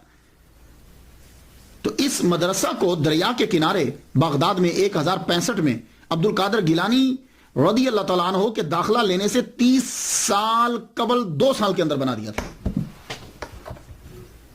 میرے عبد القادر گیلانی رحمۃ اللہ نے جہاں پڑھا ہے میں کچھ اس کے بارے میں بھی نظر کر دوں آپ، یعنی آپ کے داخلہ لینے سے 30 سال پہلے اس مدرسے کو بنایا گیا، اور 2 سال کے اندر اس کو دریا کے کنارے کے اوپر بنایا گیا۔ اور یہ مدرسہ النظامیہ یہ صرف ایک مدرسہ نہیں ہے، group of institution of higher education کا یہ نام تھا، ایک عمارت کا نام نہیں ہے، یہ گروپ کا نام ہے۔ پروفیسر فلپ نے کہا ہے کہ مدرسہ نظامیہ پہلا اسلامک علمی ادارہ ہے جس میں پورا سسٹم تھا، کلاسز کے اوقات تھے، کلاسز تھیں اس کے اندر، عملہ تھا، لیولز تھے، فائنل امتحان ہوتا تھا، اسکالرشپ دی جاتی تھی، لائبریری تھی، اور نظامیہ گروپ کے اندر بہت سارے مدارس تھے۔ تو عبد القادر گیلانی رحمۃ اللہ علیہ نے 1095 عیسوی میں اس کے اندر جا کے داخلہ لیا، اور یہ عظیم یونیورسٹی جس میں عبد القادر گیلانی رحمۃ اللہ پڑھتے ہیں، اس کا سب سے پہلا پرنسپل امام غزالی ہیں، اور یہ وہ عظیم یونیورسٹی جس میں عبد القادر گیلانی رحمۃ اللہ علیہ پڑھتے رہے ہیں، اس میں شیخ سعدی رحمۃ اللہ علیہ بھی پڑھتے رہے، اور یہ عظیم یونیورسٹی جس میں عبد القادر گیلانی رحمۃ اللہ علیہ پڑھتے رہے ہیں، اس کے پرنسپل علامہ ابن جوزی بھی رہے ہیں۔ اللہ اکبر جل شان۔ تو آپ یہ مدرسہ النظامیہ جو تھا، اس کے اندر یہ اس میں زیادہ تر شافعی فقہ، حنبلی فقہ پڑھائی جاتی تھی، اور فلسفہ جو تھا وہ اشعری تھا۔ اسی لیے عبد القادر گیلانی رحمۃ اللہ علیہ شافعی اور حنبلی دونوں پہ فتویٰ دیا کرتے تھے۔ خیر آپ خود مجتہد اجتہاد کے مقام پہ فائز تھے۔ تو یہاں جو ہے اس کے اندر آپ نے تعلیم دی، تو ابتدائی 20 دن جو ہیں آپ کے تو فاقے میں گزر گئے، داخلہ لے لیا، اس کے اندر داخلہ مل گیا۔ 488 ہجری سے آپ کا تعلیمی سفر شروع ہو گیا، 488 ہجری سے 18 سال کی عمر سے، اور یہ سفر 496 ہجری تک رہا، 8 سال تک رہا۔ آپ نے حفظ تو اپنی والدہ ماجدہ سے کیا، فارسی زبان تو آپ کی مادری زبان تھی، اب آ کے آپ نے سب سے پہلے عربی پڑھی، عربی ادب پڑھا، تفسیر، قرآن، حدیث، فقہ، اصول فقہ، کلام، معانی، انصاب، تاریخ، سب پڑھ لو۔ 8 سال کے اندر ہر شعبے کے اندر آپ نے پی ایچ ڈی کر لی، اور یہ بھی آپ کی کرامت ہے۔ اور خود فرماتے ہیں درست العلم حتی صرت کتبا، اب دوران تعلیم آپ کی جو زندگی گزری ہے وہ بڑی مشکل، اور یہ سارے جتنے طلباء خاص طور پر یہ میری تقریر سنیں گے ان طلباء کے لیے یہ لایا عمل ہے۔ یہ چیزیں ہوتی ہیں اولیاء کرام کی، جتنے طلباء گھر سے پڑھنے کے لیے آتے ہیں، اب یہ ذرا یہ حصہ ضرور سنیے گا۔ آپ جب پڑھنے کے لیے آئے تو کیا ہوا آپ کے ساتھ؟ اصل میں آپ کے نانا امیر تھے، وہ وہاں سے پیسے بھیجتے، آپ شام سے پہلے، سورج ڈوبنے سے پہلے وہ پیسے آپ تقسیم کر دیتے اور خود پھر فاقو۔ اس کا نتیجہ یہ نکلا کہ المدرسہ تو نظامیہ سے رہائش آپ کو نہیں ملی، رہائش آپ سے لے لی گئی، رہائش آپ سے لے لی گئی، کیونکہ یہ مدرسہ جو ہے یہ ہائی لیول کا مدرسہ تھا۔ جیسے آج کل آپ ہارورڈ یونیورسٹی امریکہ بول لیں، آکسفورڈ یونیورسٹی لندن میں چلے جائیں، اسلامک یونیورسٹی پاکستان، اس طرح یہ ازہر یونیورسٹی میں چلے جائیں، تو بھائی فیسیں دینا پڑتی ہیں۔ تو آپ کیا کرتے تھے، جو پیسے آتے اسی وقت غریبوں کو دے دیتے، اور جتنے فقراء بیٹھے ہوتے خانقاہ میں جا کے دے دیتے، تو پھر باقی کیا بچتا، فیس کہاں سے دیں گے؟ تو آپ کو رہائش آپ سے واپس لے لی گئی۔ جب رہائش واپس لے لی گئی، لیکن اتنا کیا گیا کہ کہا چونکہ آپ محنتی ہو، پڑھتے بہت اچھا ہو، اس لیے ہم آپ کو سبق پڑھنے کی اجازت دیتے ہیں، رہائش کی نہیں۔ تو اب عبد القادر گیلانی رحمۃ اللہ علیہ کیا کرتے، آپ المدرسہ تو نظامیہ میں جاتے، سبق پڑھتے، اس کے بعد کتاب لے کے واپس جنگل میں چلے جاتے۔ اب دھوپ ہے یا بارش ہے، اب وہاں بیٹھے آپ پڑھ رہے ہیں، دھوپ ہو جاتی تو کتاب بچ جاتی، بارش ہوتی تو اب کتاب کو بچانے کے لیے چلتے، سر کے اوپر ایک امامہ شریف ہوتا پرانا، اور ایک جبہ آپ نے زیب تن کیا ہوتا، بس اس طریقے سے آپ نے پڑھا، اور کئی دن تک آپ کو کھانا نہیں ملتا۔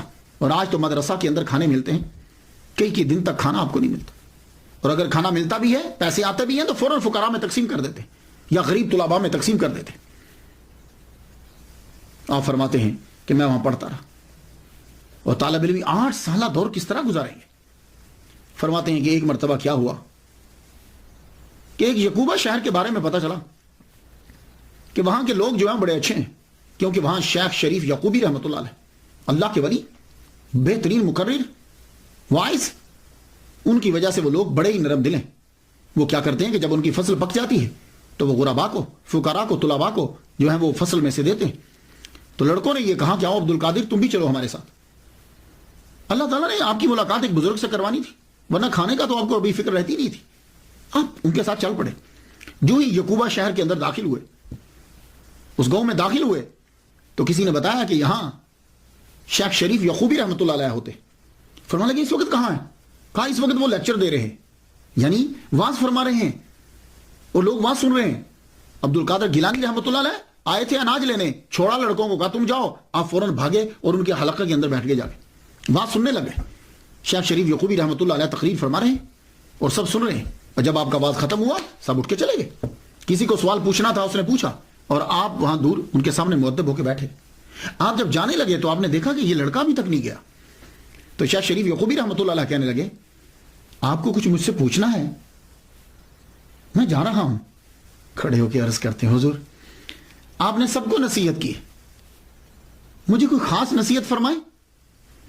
شیخ شریف یعقوبی رحمۃ اللہ علیہ نے یوں دیکھا لڑکے کو سر سے پاؤں تک، ایک دم سے آپ کا چہرہ جو ہے اس میں تبدیلی آئی۔ تو اس وقت فرمان لگے طالبان حق کسی غیر کے آگے ہاتھ نہیں پھیلاتے۔ عبد القادر گیلانی رحمۃ اللہ فرماتے میرے جسم میں ایک ایسی عجیب سی کیفیت طاری ہو گئی، میں نے اناج چھوڑا اور بھاگ گیا واپس بغداد، واپس چلا گیا۔ یہ کمال تھا ان کا، شیخ شریف یعقوبی رحمۃ اللہ علیہ کا۔ بڑی سادہ تقریر فرماتے تھے، لیکن مجمع میں جتنے لوگ بیٹھے ہوتے تھے ہر ایک کو اپنی بساط کے مطابق حصہ مل جایا کرتا تھا۔ کئی روز آپ کے فاقوں میں گزر جاتے۔ ایک مرتبہ کیا ہوا کہ 20 دن تک آپ کو کھانا نہیں ملا، کیونکہ بغداد میں قحط پڑ گیا ہے۔ آپ باہر نکلے کہ میں کسی درخت سے پتے توڑ کر ہی کھا لوں، یہ تو ایک درخت کے ساتھ دیکھا کتنے 10 20 آدمی لگے اور پتے یوں توڑ کے کھا رہے۔ آپ واپس آ گئے۔ جب واپس آئے تو مسجد میں انٹر ہوئے، داخل ہوئے تو نڈھال ہو کے گر گئے، فاقوں کی وجہ سے گر گئے، اور آپ اپنے جسم کو یوں گھسیٹتے ہوئے مسجد کے کارنر میں لے گئے اور یوں جا کے سمٹ کے نیچے بیٹھ گئے، وہاں نڈھال ہوئے۔ ایک صاحب مسجد میں داخل ہوئے، ان کے ہاتھ میں کھانا تھا، اور جو آدمی بھوکا ہو نا تو وہ حس بڑی تیز ہو جاتی ہے، وہ سامنے ان کو ان کا احساس نہیں ہوا، وہ وہاں بیٹھ کر کھانا انہوں نے کھولا اور کھانے لگے، بھونا ہوا گوشت تھا اور روٹی تھی۔ حضرت غوث پاک فرماتے ہیں کہ جب وہ اپنے منہ میں لقمہ ڈالنے لگتا تھا میرا منہ کھل جاتا تھا، شاید روٹی کھاتے اس کی نظر مجھ پہ پڑ گئی، میں ایک دم سے سیدھا ہو بیٹھ گیا. میں وہ آدمی وہاں سے اٹھ کر میرے پاس آ گیا، میرے سامنے آ کر اس نے کھانا رکھ دیا. کھانا رکھ کے کہنے لگا تم کھا لو، میرا یہ کھانا نہیں ہے، میں بھی کسی کا کھا رہا ہوں. حضرت عبد القادر گیلانی رحمۃ اللہ نے ہاتھ یوں ہی رکھ لیا. فرمایا لگے تم کس کا کھا رہے ہو؟ یہ کہنے لگے میں گیلان سے آیا ہوں، کوئی عبد القادر لڑکا تھا، ان کی والدہ نے کوئی 8 دینار بھیجے تھے. اس سے اندازہ لگائیے کہ دینار سونے کا، اس کے اندر درم ہوتے ہیں، درم کے پھر آگے ٹوٹتے ہیں تو شرفیاں بندی، تو بڑا رقم ہوتی تھی. میں اس کو کئی دن سے تلاش کرا، میرا اپنا اثاثہ بھی جو ہے وہ صرف ہو گیا. اب میرے پاس اسی کے پیسے بچے تھے، میں اس کے 1 دینار کو توڑایا ہے اور میں یہ بھنا ہوا گوشت اور یہ روٹی لے کر آیا ہوں. وہ عبد القادر ملا نہیں ہے، چلو دونوں مل کے کھاتے ہیں، ملے گا تو معاف مانگ لیں گے. اب مسکرا پڑے. کہنے لگا کیوں مسکرا رہے ہو؟ کہاں بے جھجک کھاؤ، عبد القادر میں ہی ہوں. آپ نے وہ تھوڑا سا کھانا کھایا، اس نے جو باقی پیسے تھے وہ دیے. عبد القادر گیلانی رحمۃ اللہ علیہ نے اسی وقت اٹھ کر وہ سارے پیسے باہر بانٹ دیے جا کے. اب بتاؤ، سارے پیسے باہر بانٹ دیے. لیکن اب سوال یہ ہوتا ہے کہ اگر عبد القادر گیلانی رحمۃ اللہ علیہ کسی سے مانگتے نہیں تھے، کام نہیں کرتے تھے، یہ جو آپ کا عرصہ ہے یہ بیچ کا، یہ کیسے گزرا؟ یعنی 18 سال کی عمر سے لے کے 46 سال کی عمر تک، 18 سال سے تو آپ آگے تھے، تو یہ پھر کیسے ہوا؟ میں نے پھر اس کی ریسرچ کی. تو کیا آپ ساری زندگی ہی بھوکے رہے؟ نہیں، آپ روزہ بھی رکھتے تھے، مسلسل بھی رکھتے تھے، فاقوں، لیکن بیچ میں ایسا ہوا کہ آپ جب پڑھنے لگتے تھے تو فاقوں کی وجہ سے کیا ہوتا تھا کہ پڑھا نہیں جاتا تھا. اتنے فاقے ہوئے، پڑھا نہیں جاتا تھا، یوں گر جاتے آپ. تو حتیف غیبی سے آواز آئی، جاؤ اٹھو، تعلیم کے لیے خوراک کا ہونا ضروری ہے، کوتے لا یموت تو چاہیے نا. اٹھو، اتنی روٹی تو حاصل کر لو کہ جتنا پڑھ تو سکو آسانی سے. کہنے لگے میرے پاس تو پیسے نہیں ہیں، میں کہاں سے لوں؟ کہا جاؤ تم جا کے کرو، پیسوں کا بندوبست بھی ہم کر دیں گے، اٹھو. عبد القادر گیلانی فرماتے ہیں کہ میں اٹھا. بڑا مشکل کٹن مرلا تھا میرے لیے. فرماتے ہیں میں آگے بڑھا تو ایک نان بائی کی دکان پر میں گیا. یہ تنور پہ جو روٹی لگاتے، تو میں اسے بات کرنے لگا. کہتے ہیں کہ میں نے اسے کہا کہ مجھے 1.5 روٹی روزانہ دے دیا کرو. 1.5 روٹی 24 گھنٹے میں 1.5 روٹی، یہ جو آپ کا 8 سالہ پڑھائی کا دور ہے، 1.5 روٹی مجھے روزانہ دے دیا کرو. اور جب آئیں گے، اس شرط پہ، جب آئیں گے تو میں تمہیں دے دوں گا، اور اگر نہ آئے میں مر گیا تو تم مجھے معاف کر دینا. یہ جملہ کہا تو نان بھائی رو پڑا. وہ تندور پہ روٹیاں لگانے والا رو پڑا. کہنے لگا ٹھیک ہے تم 1.5 روٹی لے جایا کرو. آپ وہاں سے 1.5 روٹی لیتے پورے 24 گھنٹے میں. یہ پڑھائی کے دوران کی بات کر رہا ہوں جو 8 سالہ دور ہے. کچھ عرصہ آپ نے روٹی لی، پھر کچھ عرصہ بند کر دی بند میں. اور فاقوں کی وجہ سے وہی حال ہو گیا. جب آپ پڑھ رہے ہیں، پڑھتے پڑھتے پھر نڈالوں کے گرے پڑے. آواز آئی، ہم نے آپ سے کہا تھا کہ جاؤ جا کے وہاں سے روٹی لے لیا کرو. کہا روٹی تو میں لینے جاتا ہوں، اب اس کے پیسے کون دے گا؟ مجھے شرم اور ندامت آتی ہے جب میں آپ اس کے پاس جاؤں، اس کا تو کئی ماہ کا قرضہ بن چکا ہے.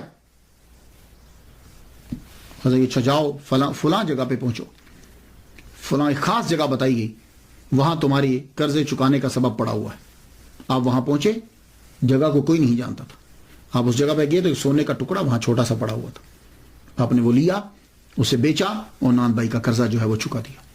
تو یہ میں نے آپ کو بتایا کہ آپ کی تعلیم کے دوران یہ سلسلہ بھی جو ہے جاری رہا. فقہ اور اصول فقہ آپ نے پڑھی محمد بن حسین بن محمد ابو الوفا علی بن عقیل حنبلی سے، قاضی ابو سعید محرمی حنبلی رحمۃ اللہ علیہ سے، ابو الخطاب محفوظ حنبلی رحمۃ اللہ سے.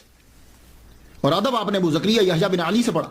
حدیث آپ نے محمد بن حسن باقلانی، شیخ ابو سعید بن عبد القریم، شیخ ابو الغنائم محمد بن علی بن محمد، ابو طاہر عبد الرحمن بن احمد، محمد بن مختار الحاشمی، علی بن احمد القرخی، عبد القادر بن محمد بن یوسف. ان جیسے جید محدثین سے آپ نے حدیث کو پڑھا. اور یہ بھی آپ کی کرامت ہے کہ 8 سال کے اندر ہر علم کے اندر PhD کر لی. درست العلم حتی صرت قطبا، میں نے اتنا علم پڑھا کہ میں قطب بن گیا. اور قطب ولایت کے اندر سب سے اعلی درجہ ہے. اب 26 سے 46 سال، یہ 20 سال کا عرصہ بنتا ہے. اب آپ کا تصوف کی طرف رجحان تو خیر بچپن ہی سے تھا. آپ تکوینی ولی ہے. تکوینی ولی وہ ہوتا ہے جو پیدائشی ولی ہو. تشریعی ولی وہ ہوتا ہے کہ جو عبادت کر کر کے ولی بنتا ہے. آپ تکوینی ولی ہے. آپ کے بابا کی تربیت، آپ کی ماما کی تربیت، آپ کے نانا کی تربیت، اور خود آپ نے 18 سال جو گزارے، تصوف ہی تصوف ہے. لیکن پھر بھی آپ بغداد کے اندر ایک بہت مشہور خانقاہ تھی. وہ خانقاہ تھی حضرت حماد بن مسلم شامی رحمۃ اللہ علیہ کی، ثم بغدادی. یہ شام کے رہنے والے تھے. انہوں نے علم کچھ نہیں پڑھا ہوا تھا، امی تھے، لیکن علم تو نہیں پڑھا تھا، لیکن باطنی میں ان سے کوئی بڑا نہ تھا. آپ ان کی محفل میں پہنچے. اب یہاں دو روایات ہیں، میں نے جو تحقیق کی مجھے دو طرح سے اشارے ملے کتابوں سے، معاف کیجیے گا، کتابوں سے دو طرح کے اشارے ملے. ایک تو یہ ہے کہ آپ جب بغداد آئے ہیں تو پہلے ان سے ملاقات ہوئی ہے کہ آپ انہی کی خانقاہ میں ٹھہرے. ایک یہ اشارہ کہ آپ جب تشریف لائے تو آپ نے یہ جو حضرت حماد بن مسلم ہیں، یہ شام سے آ کر انہوں نے یہاں خانقاہ بنائی تھی اور آپ کے پاس فقراء رہتے تھے، تو آپ ان کے پاس آئے. تو جب آئے تو آپ نے ان کو دیکھتے ہوئے فرمایا کہ تم ظاہری علم جا کر پڑھو، ظاہری علم پڑھو جا کر.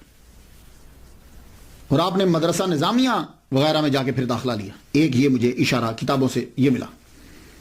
مگر وقتاً فوقتاً آپ ان کے پاس آتے رہتے تھے، تعلیم کے دوران بھی آتے اور بیٹھتے.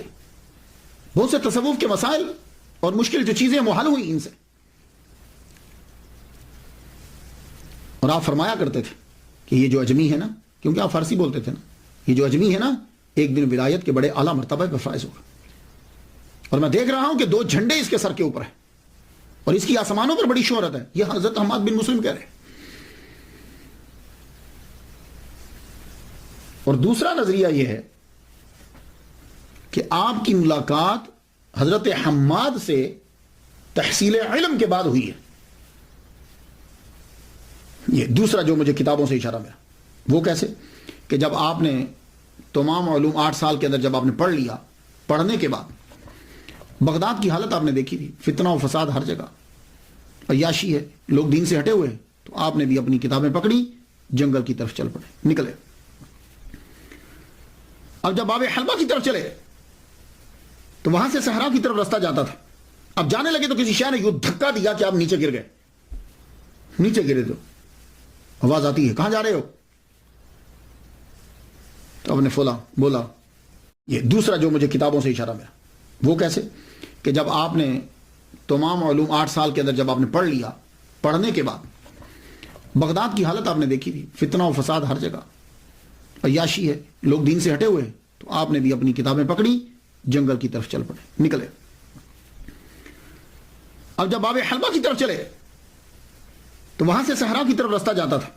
اب جانے لگے تو کسی شے نے یوں دھکا دیا کہ آپ نیچے گر گئے. نیچے گرے تو آواز آتی ہے، کہاں جا رہے ہو؟ تو آپ نے بولا میں جا رہا ہوں، میرا دین تو بچ جائے، میں اپنے دین کو بچانے کے لیے جا رہا ہوں. تو آواز آتی ہے، مت چھوڑ کر جاؤ، واپس جاؤ، اللہ کی مخلوق کو تم سے فیض پہنچے گا. آپ بولے مجھے اپنے دین کی حفاظت کرنا ہے. آواز آئی تمہارے دین کی کہ تم فکر مت کرو، اللہ تعالیٰ تمہارے دین کو بچائے گا تیرے لیے، بلکہ تو دین کی خدمت کرے گا. یہ ہے دوسرا. آپ وہاں سے اٹھے، واپس آ گئے. واپس آئے تو بغداد کی ایک گلی سے گزر رہے تھے، سنسان گلی ہے، کوئی بھی نہیں ہے. تو پیچھے سے ایک دم سے ایک دروازہ کھلا اور آواز آئی، کل کہاں جا رہے تھے؟ آپ نے مڑ کر دیکھا تو دروازہ بند ہو چکا تھا. اب چھان بین کی آپ نے کہ یہ کون ہے کہ جو میرے راز کو جانتا ہے. تو معلوم آئی حضرت حماد بن مسلم دباس شامی ثم بغدادی رحمۃ اللہ علیہ. آپ پھر ان کے گھر پہنچے. پہلے روز تو انہوں نے بڑی آؤ بھگت کی، بڑی محبت سے پیش آئے. آہستہ آہستہ آپ ان کو اپنے سے جدا کرنے لگے. تم یہاں کیوں آ جاتے ہو؟ تمہارا ہمارے درویشوں کے پاس کیا تعلق؟ تم تو پڑھے لکھے ہو، جاؤ جا کے فقہ پڑھاؤ. اور ایک دن آپ آئے کہنے لگے ہاں آج بڑی روٹیاں آئی تھیں لیکن ہم نے سب کھا ڈالی، ختم ہو گئی. یہ اصل میں آپ ایسا کیوں کرتے تھے؟ حالانکہ ایک مرتبہ آپ نے سنا کہ کچھ آپ کی خانقاہ کے فقیر عبد القادر گیلانی رحمۃ اللہ کا مذاق اڑانے لگے کہ تم فقیہی ہو جاؤ. تو آپ نے ان سے مخاطب ہو کے معلوم ہے کیا جملے بولے تھے؟ آپ نے کہا تھا اے کتو، سنیے گا جملہ، تم اس کو تکلیف پہنچاتے ہو، تم میں سے ایک بھی اس کے مرتبہ کا نہیں ہے. یہ حضرت حماد بن مسلم اپنے خانقاہی لوگوں سے کہہ رہے. میں تو اس کو اس لیے اذیت دیتا ہوں. اب 3 وجہ. آپ کیوں اذیت دیتے؟ پہلی وجہ تو یہ ہے، آپ نے خود بیان کی، فرماتے ہیں میں امتحاناً اسے اذیت دیتا ہوں لیکن وہ ایسا پہاڑ ہے کہ اس میں ذرہ برابر جنبش نہیں ہوتی، اور اس اجمی کا اتنا رتبہ ہوگا کہ تمام اولیاء اس کی طرف رجوع کریں گے. اور دوسری وجہ، آپ کے پاس ان کا فیض نہیں تھا. عبد القادر گیلانی رحمۃ اللہ علیہ کا فیض حضرت حماد بن مسلم کے پاس نہیں تھا. وہ قاضی قضا حضرت ابو سعید مبارک مخرمی رحمۃ اللہ علیہ کے پاس تھا. یہ وجہ ہے. اس لیے آپ نے دیکھا ہوگا جب آپ کبھی اولیاء کرام کی سیرت کو پڑھیں تو آپ کو معلوم ہو جائے گا ولی ان کے پاس جاتا ہے فیض ہی کوئی نہیں، کہا جی نہیں میں تمہارا فیض ہمارے پاس نہیں ہے، کسی اور کے پاس جاؤ. یوں ہی بھیجتے تھے. حضرت خواجہ باقی بلا کتنے لوگوں کے پاس گئے؟ اشرف جہانگیر سمنانی رحمۃ اللہ علیہ کتنوں کے پاس گئے؟ تو جہاں فیض ہوتا تھا وہ وہیں پہنچتے. تو عبد القادر گیلانی رحمۃ اللہ علیہ کو جو خلافت ملنا تھی وہ ان سے نہیں ملنا تھی. یہ دوسری وجہ. تیسری وجہ کیا ہے کہ ابھی ان کو مجاہدے اور کروانے ہیں، ابھی بڑا وقت ہے، کم از کم 14 سال ہیں باقی، ابھی 13-14 سال باقی ہے. تو اب آپ نے کہا کہ اگر میں اپنے پاس محبت کروں گا یہ یہی رکے رہیں گے. تو جب آپ نے یوں اذیت دینا شروع کی، اب آپ سے آہستہ آہستہ وہاں سے کم ہو کر اب آپ نے اس کے بعد بایعت جو کی وہ حضرت ابو سعید مبارک مخرمی رحمۃ اللہ علیہ کی بایعت کی. آپ ان کے استاد بھی ہیں اور آپ مدرس بھی ہیں، پرنسپل بھی ہیں. آپ نے محلہ باب الازج میں آپ نے ایک مدرسہ بنایا تھا، اس مدرسے میں خود پڑھاتے تھے، اور تصوف کے اندر اتنے گئے کہ آپ نے قاضی کی سیٹ چھوڑ دی. ان کی بایعت کی عبد القادر گیلانی رحمۃ اللہ علیہ، اور یہ بھی حنبلی تھے. تو اب مجاہدات شروع ہو گیا. اب میں یہاں پڑھتا ہوں کہ کہتے ہیں کہ 20 سال آپ نے مجاہدہ کیا ہے، 20 سال جو ہے نا وہ جنگلوں میں پھرتے رہے. تو یہاں میں عرض کرنا چاہوں گا کہ جب ہم دیکھتے ہیں، سالوں کو گنتے ہیں، ان پہ تحقیق کرتے ہیں، تو کچھ لوگ جو ہیں وہ محبت میں آ کے سال بڑھا دیتے ہیں کہ اتنے سال مشقتیں اٹھائیں، اتنے لوگوں سے ملے. لیکن وہ جب ہم تحقیق کرتے ہیں تو یہ کوئی ضروری نہیں ہوتا کہ ایک آدمی 40 سال مجاہدے کرے گا ہی تو مرتبہ ملے گا. ہو سکتا ہے کہ ان کو ایک دن میں مل جائے، کوئی دن بڑھانے کی ضرورت نہیں ہوتی. اب یہ جو کہا گیا کہ 20 سال تک آپ جو ہے وہ مجاہدے کرتے رہے، اب ذرا دیکھ لیجئے. میرے نزدیک یہ صرف کچھ دورانیہ 13 سال کا بنتا ہے. وہ کس طرح؟ اب ذرا دلیل سن لیجئے. 18 سال کی عمر میں آپ نے تعلیم شروع کی، تو 8 سال بغداد میں مختلف مدارس میں آپ پڑھتے رہے. کتنی عمر ہوگی؟ 18 اور 8 26. پھر آپ نے مجاہدہ شروع کیا. ٹھیک ہے. تو حضرت ابو سعید مبارک مخرمی رحمۃ اللہ علیہ نے آپ کو خلافت دی. خلافت دینے کے بعد آپ کو اپنے مدرس کا انچارج، مدرسے کا انچارج بنایا، اور وہیں آپ کو تدریس کے لیے بھی بولا. تو آپ جانتے ہیں کہ مبارک مخرمی حنبلی رحمۃ اللہ علیہ کا وصال 513 میں ہوا ہے، 513 ہجری میں ہوا ہے. اور اس وقت حضرت عبد القادر گیلانی رحمۃ اللہ علیہ کی عمر 43 سال تھی.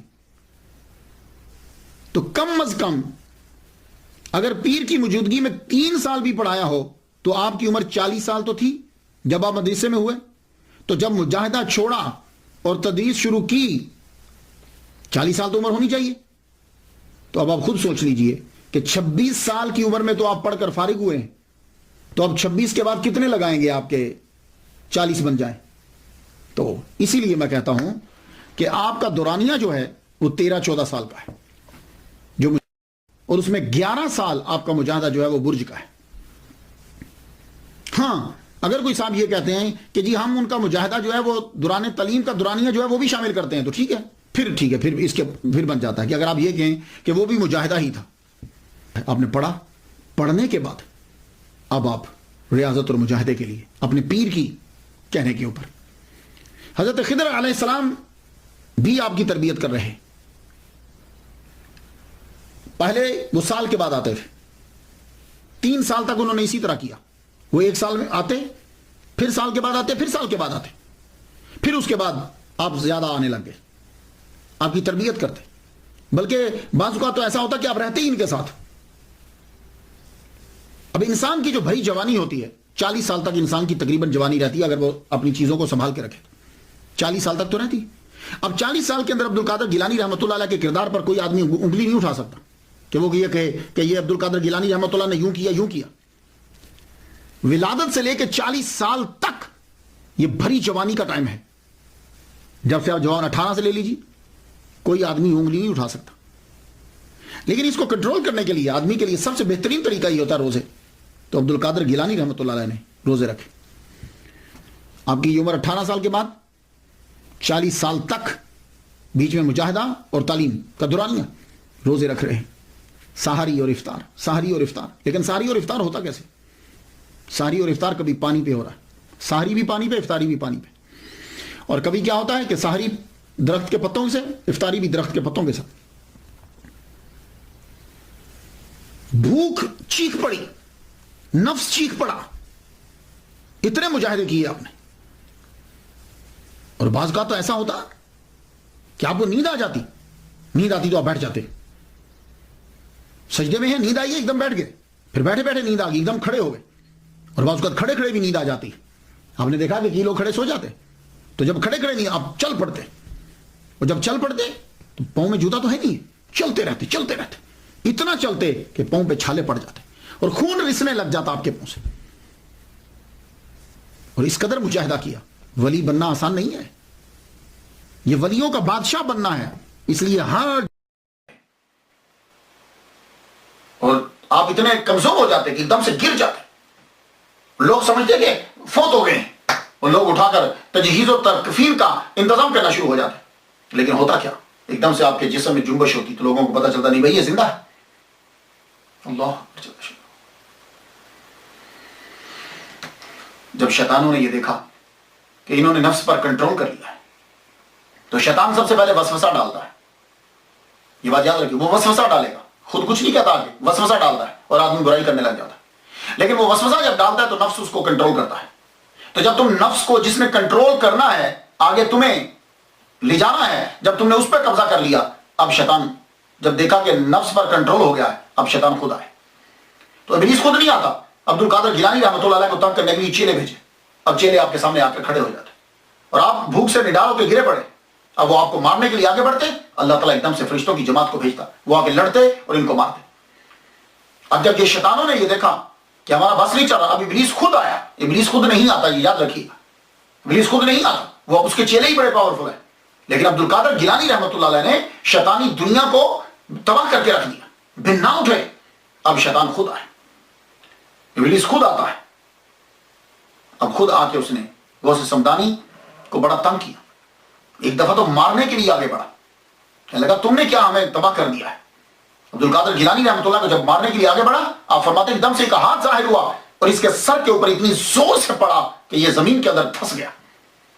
اور اس کے بعد پھر یہ باہر نکلا. فرماتے ہیں کبھی کبھی شیطان آتے، میں لا حول ولا قوت الا باللہ العلی العظیم پڑھتا تو آگ لگ جاتی ان کو. اس لیے آپ لوگ بھی جب کبھی ایسا محسوس کرو تو لا حول ولا قوت الا باللہ العلی العظیم پڑھیں، ان کو آگ لگ جاتی. مجاہدوں کے دوران حضرت خضر علیہ السلام کا آنا جانا بھی رہتا. 496 ہجری سے لے کے 509 ہجری تک چلوں کا سلسلہ رہا ان کا. اور زیادہ تر آپ برج، ایک کھنڈر پرانی عمارت تھی، اس کے اندر رہتے. آخری جو آپ کا چلہ ہے وہ بڑا شدید چلہ تھا. 40 دن تک آپ نے کچھ نہیں کھایا، کچھ نہیں کھایا.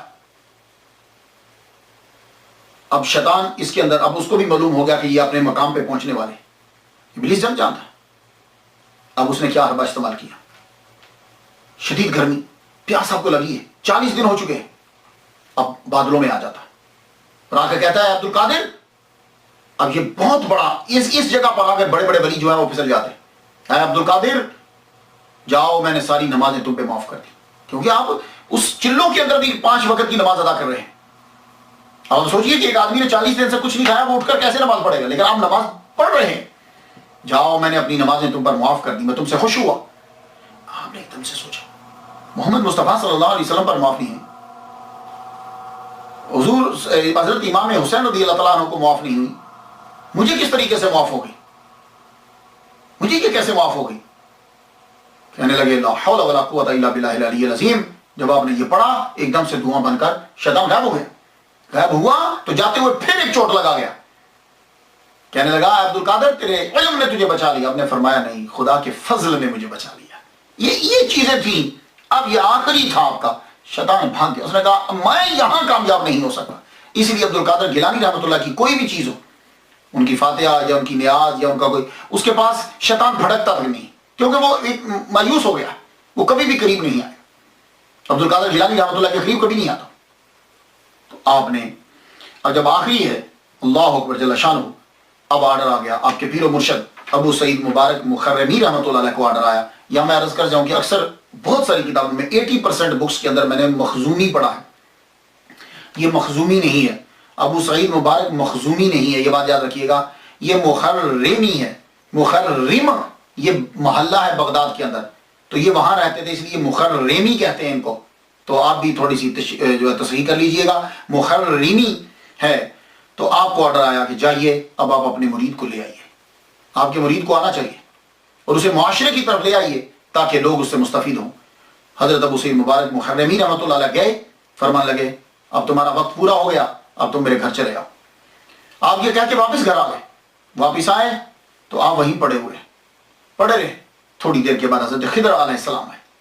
خضر علیہ السلام آئے تو آپ فرمان لگے جاؤ، تمہارے پیر تمہارا انتظار کر رہے ہیں، پہنچو وہاں تم، اب معاشرے کو تمہاری ضرورت ہے. آپ اپنی طاقت کو جمع کرتے ہوئے اٹھے. جب پہنچے تو دیکھا ابو سعید مبارک مخرمی رحمۃ اللہ علیہ دروازے کے اوپر کھڑے انتظار کر رہے ہیں، اور دیکھ کے مسکرانے لگے اور ویسے پیار سے کہنے لگے کیا ہمارا کہنا کافی نہیں تھا کہ خضر علیہ السلام کو جا کر کہنا پڑا؟ اندر گئے تو حضرت عبد القادر گیلانی رحمۃ اللہ علیہ فرماتے ہیں کہ اس وقت انہوں نے مجھے اپنے ہاتھوں سے روٹی کے یوں لقمے کر کر کے میرے منہ میں ڈالے.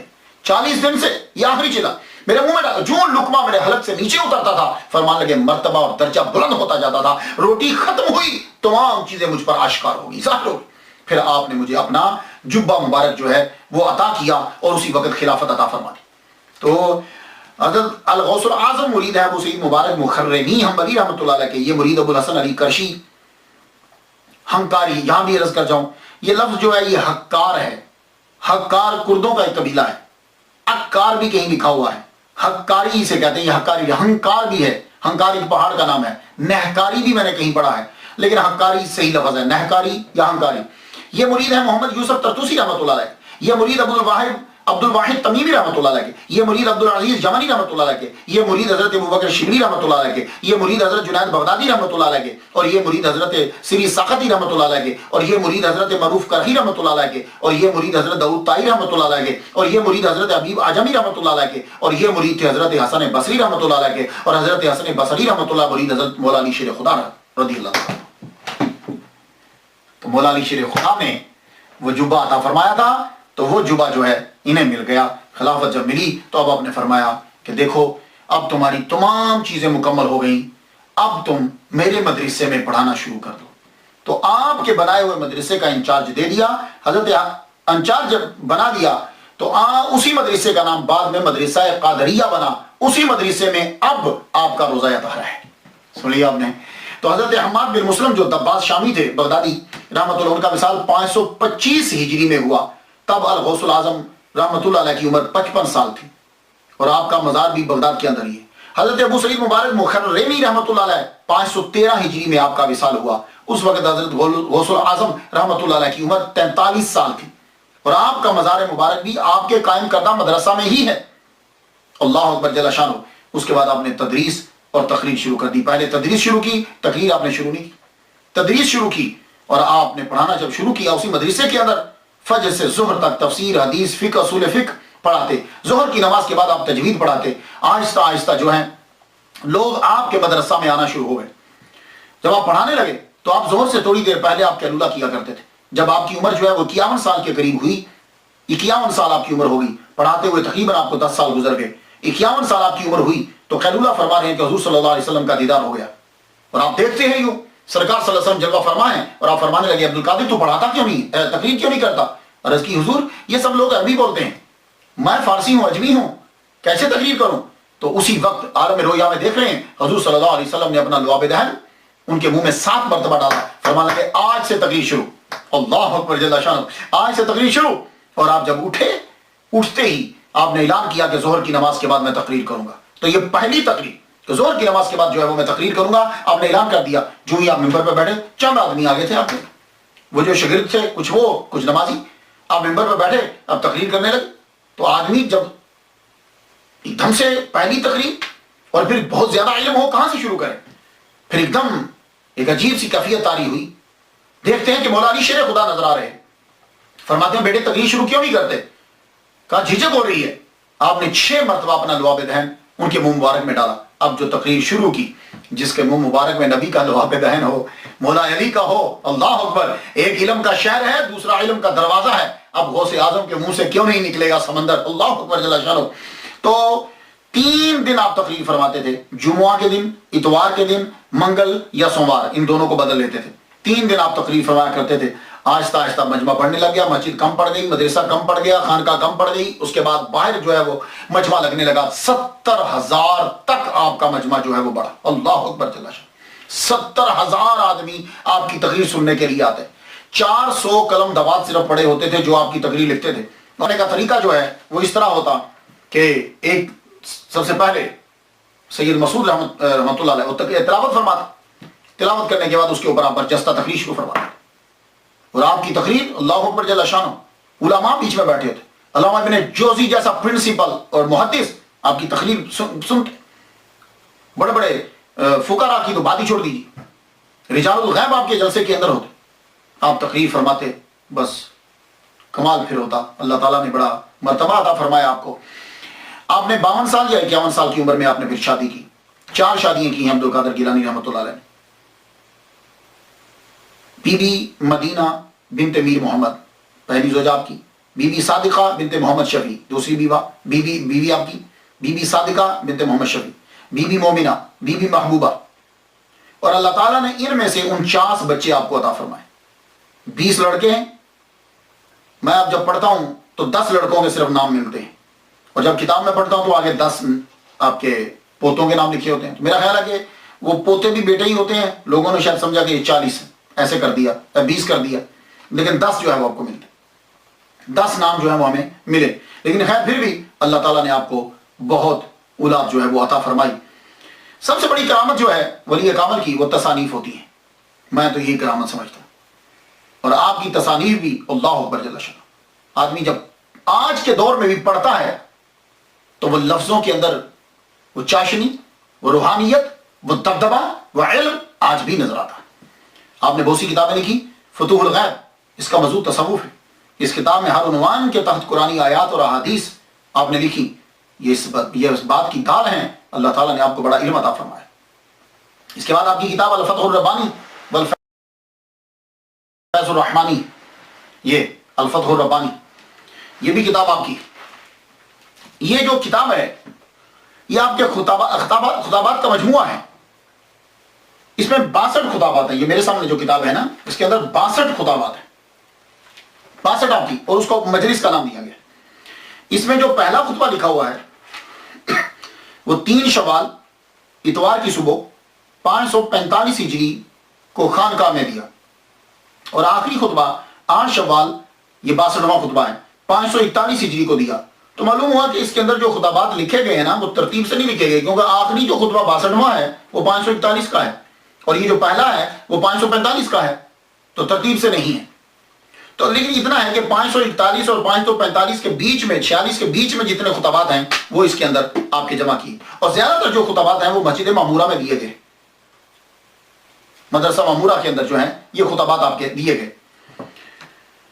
اور اس وقت آپ کی عمر 71 سے 75 سال میں یہ خطبات جو ہیں، یہ جو الفتح الربانی کے اندر ہے، آپ کی عمر 71 سے 75 ایئرس کے بیچ میں یہ خطبات جو ہیں وہ آپ کے، ان کو جمع کیا آپ کے نواسے سید عفیف الدین مبارک نے انہیں مرتب کیا. یہ سارے جو آپ کو ملتے ہیں. حضرت رحمت میرا بھی، میں جب سے امریکہ میں آیا ہوں میں تقریباً 50 کے قریب خطبات جو ہیں ان میں سے اقتباسات جو ہیں وہ پیش کر چکا. تو میں جتنے بھی علماء تک میری یہ بات پہنچے، یا جو 11ویں منانے والے ہیں، ان سے میری ریکویسٹ ہے ہمبلی ریکویسٹ ہے کہ آپ 11ویں کے اندر جو بھی مولوی بلائیں یا آپ خود ہوں تو آپ یہ سلسلہ شروع کریں. میں 12 سال سے امریکہ کے اندر اسی میں سے لیتا ہوں بات، اور وہ چیز نظر آتی ہے تاکہ جو اعتراض کرتے ہیں ان کو معلوم ہو کہ 11ویں شریف کیا ہے، 11ویں میں کیا ہوتا ہے. تو یہ کتاب جو ہے یہ بہت ضروری. آپ مولوی صاحب سے کہیں گے اسی سے خطبہ دیں، اسی سے شروع کریں تاکہ ان کی علمیت کا جو ہے وہ پتہ چلے. اس کے علاوہ مکتوبات سبحانی، یہ کتاب ان خطوط کا مجموعہ ہے جو آپ نے اپنی ظاہری حیات میں لوگوں کو لکھے تھے، نصائح اور لایہ عمل کے لیے ایک یہ نمونہ ہے. مراتب الوجود کتاب ہے آپ کی، بشائر الخیرات آپ کی ہے، اس کے اندر حضور صلی اللہ علیہ وسلم پہ درود لکھے ہیں جیسے دلائل الخیرات ہے نا ایسے ہی.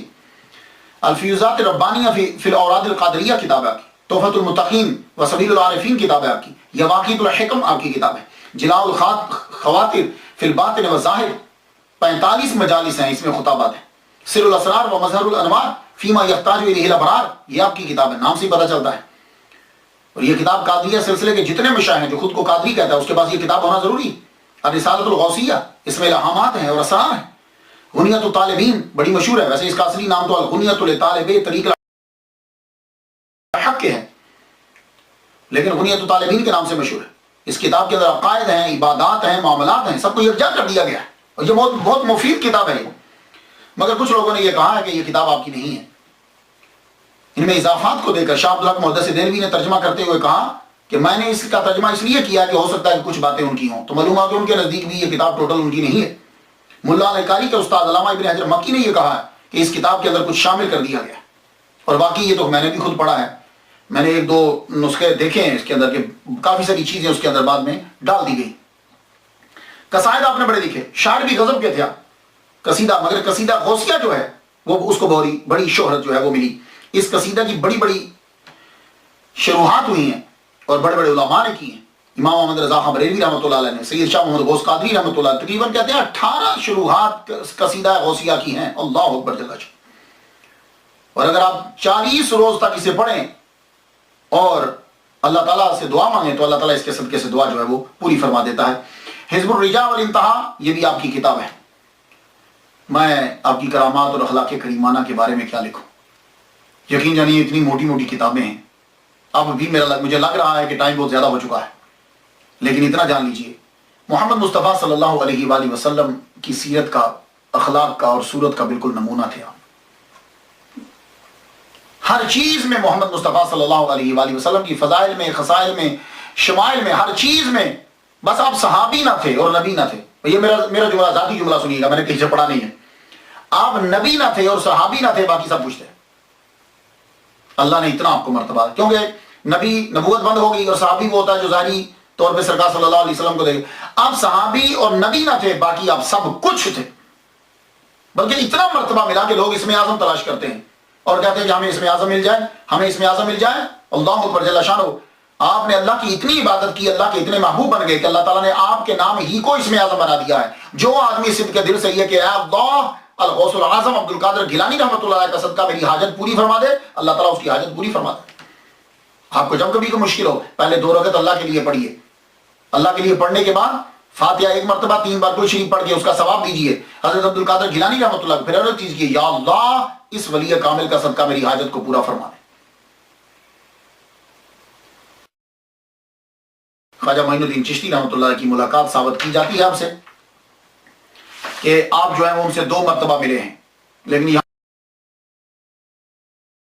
میں ایک نقطہ عرض کر جاؤں. اکثر یہ ہوتا ہے کہ ملاقات ثابت کر دی جاتی ہے.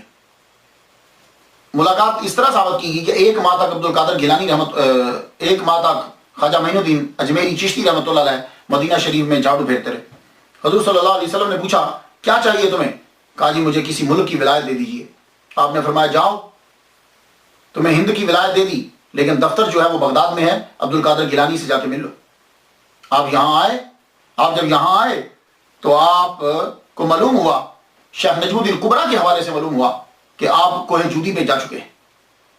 تو وہاں آپ پہنچے، وہاں آپ نے اپنی پیسوں سے وہاں ایک کمرہ بنوایا، حجرہ، وہاں 57 دن آپ ان کے ساتھ رہے. یہاں عبد القادر گیلانی رحمۃ اللہ علیہ کے رشتہ داروں کی قبور بھی ہے اور یہ علاقہ آپ نے لیا تھا لیکن کمرہ انہوں نے بنوایا اس پرفضا مقام کے اندر. اور آپ بھی اس کمرہ میں ان کے ساتھ رہے. کتاب کا نام ہے بڑی سوانح عمری. مورخ ہیں مولوی اللہ حافظ چشتی. انہوں نے لکھا کہ گیلان قیام کرنے کے بعد ان کے ساتھ ہی بغداد آئے اور کچھ ماہ جو ہے وہ ان کے ساتھ رہے. اور دوسری کتابیں میں نے پڑھی تو لگتا ہے 5 ماہ اور 7 دن رہے. لیکن یہاں میری ذرا عرض سن لیجیے. خواجہ معین الدین اجمیری چشتی رحمۃ اللہ علیہ کی ولادت 536 ہجری میں ہوئی ہے اور عبد القادر جیلانی رحمۃ اللہ علیہ کی ولادت 470 ہجری میں ہوئی ہے. ٹھیک ہے, پھر سن لیجیے. 536 میں خواجہ معین الدین, 470 میں عبد القادر جیلانی رحمۃ اللہ علیہ.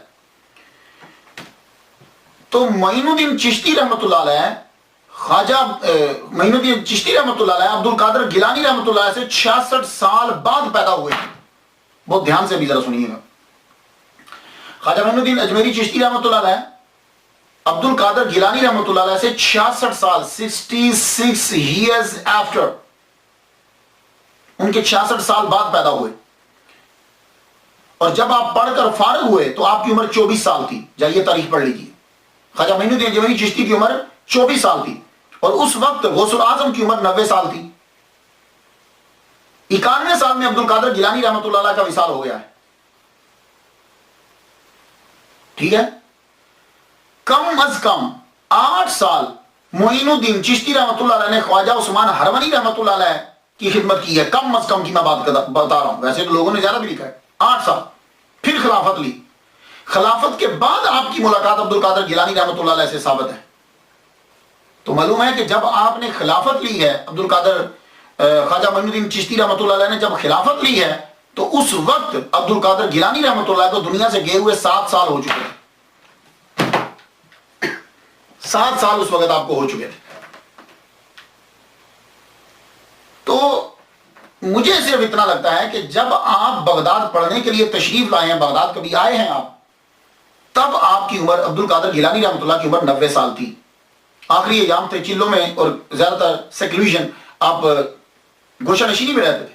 تو یہ ہو سکتا ہے کہ آپ نے ان سے ملاقات کی ہو, اور وہ بھی ابتدا میں آپ نے ان سے ملاقات کی ہو. کیوں؟ اس لیے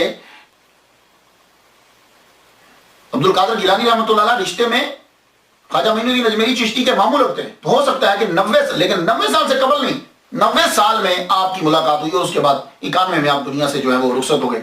یہ تو میں ویسے تاریخی حوالوں سے بات کر رہا تھا, ورنہ خواجہ معین الدین اجمیری چشتی رحمہ اللہ اور ان کو آپس میں ملنے کے لیے یہ ضرورت ہی نہیں ہے دنیا کی. آج بھی آپ میں سے جو ولی کامل ہیں بڑے, وہ جانتے ہیں کہ بغداد میں آج بھی میٹنگ ہوتی ہے.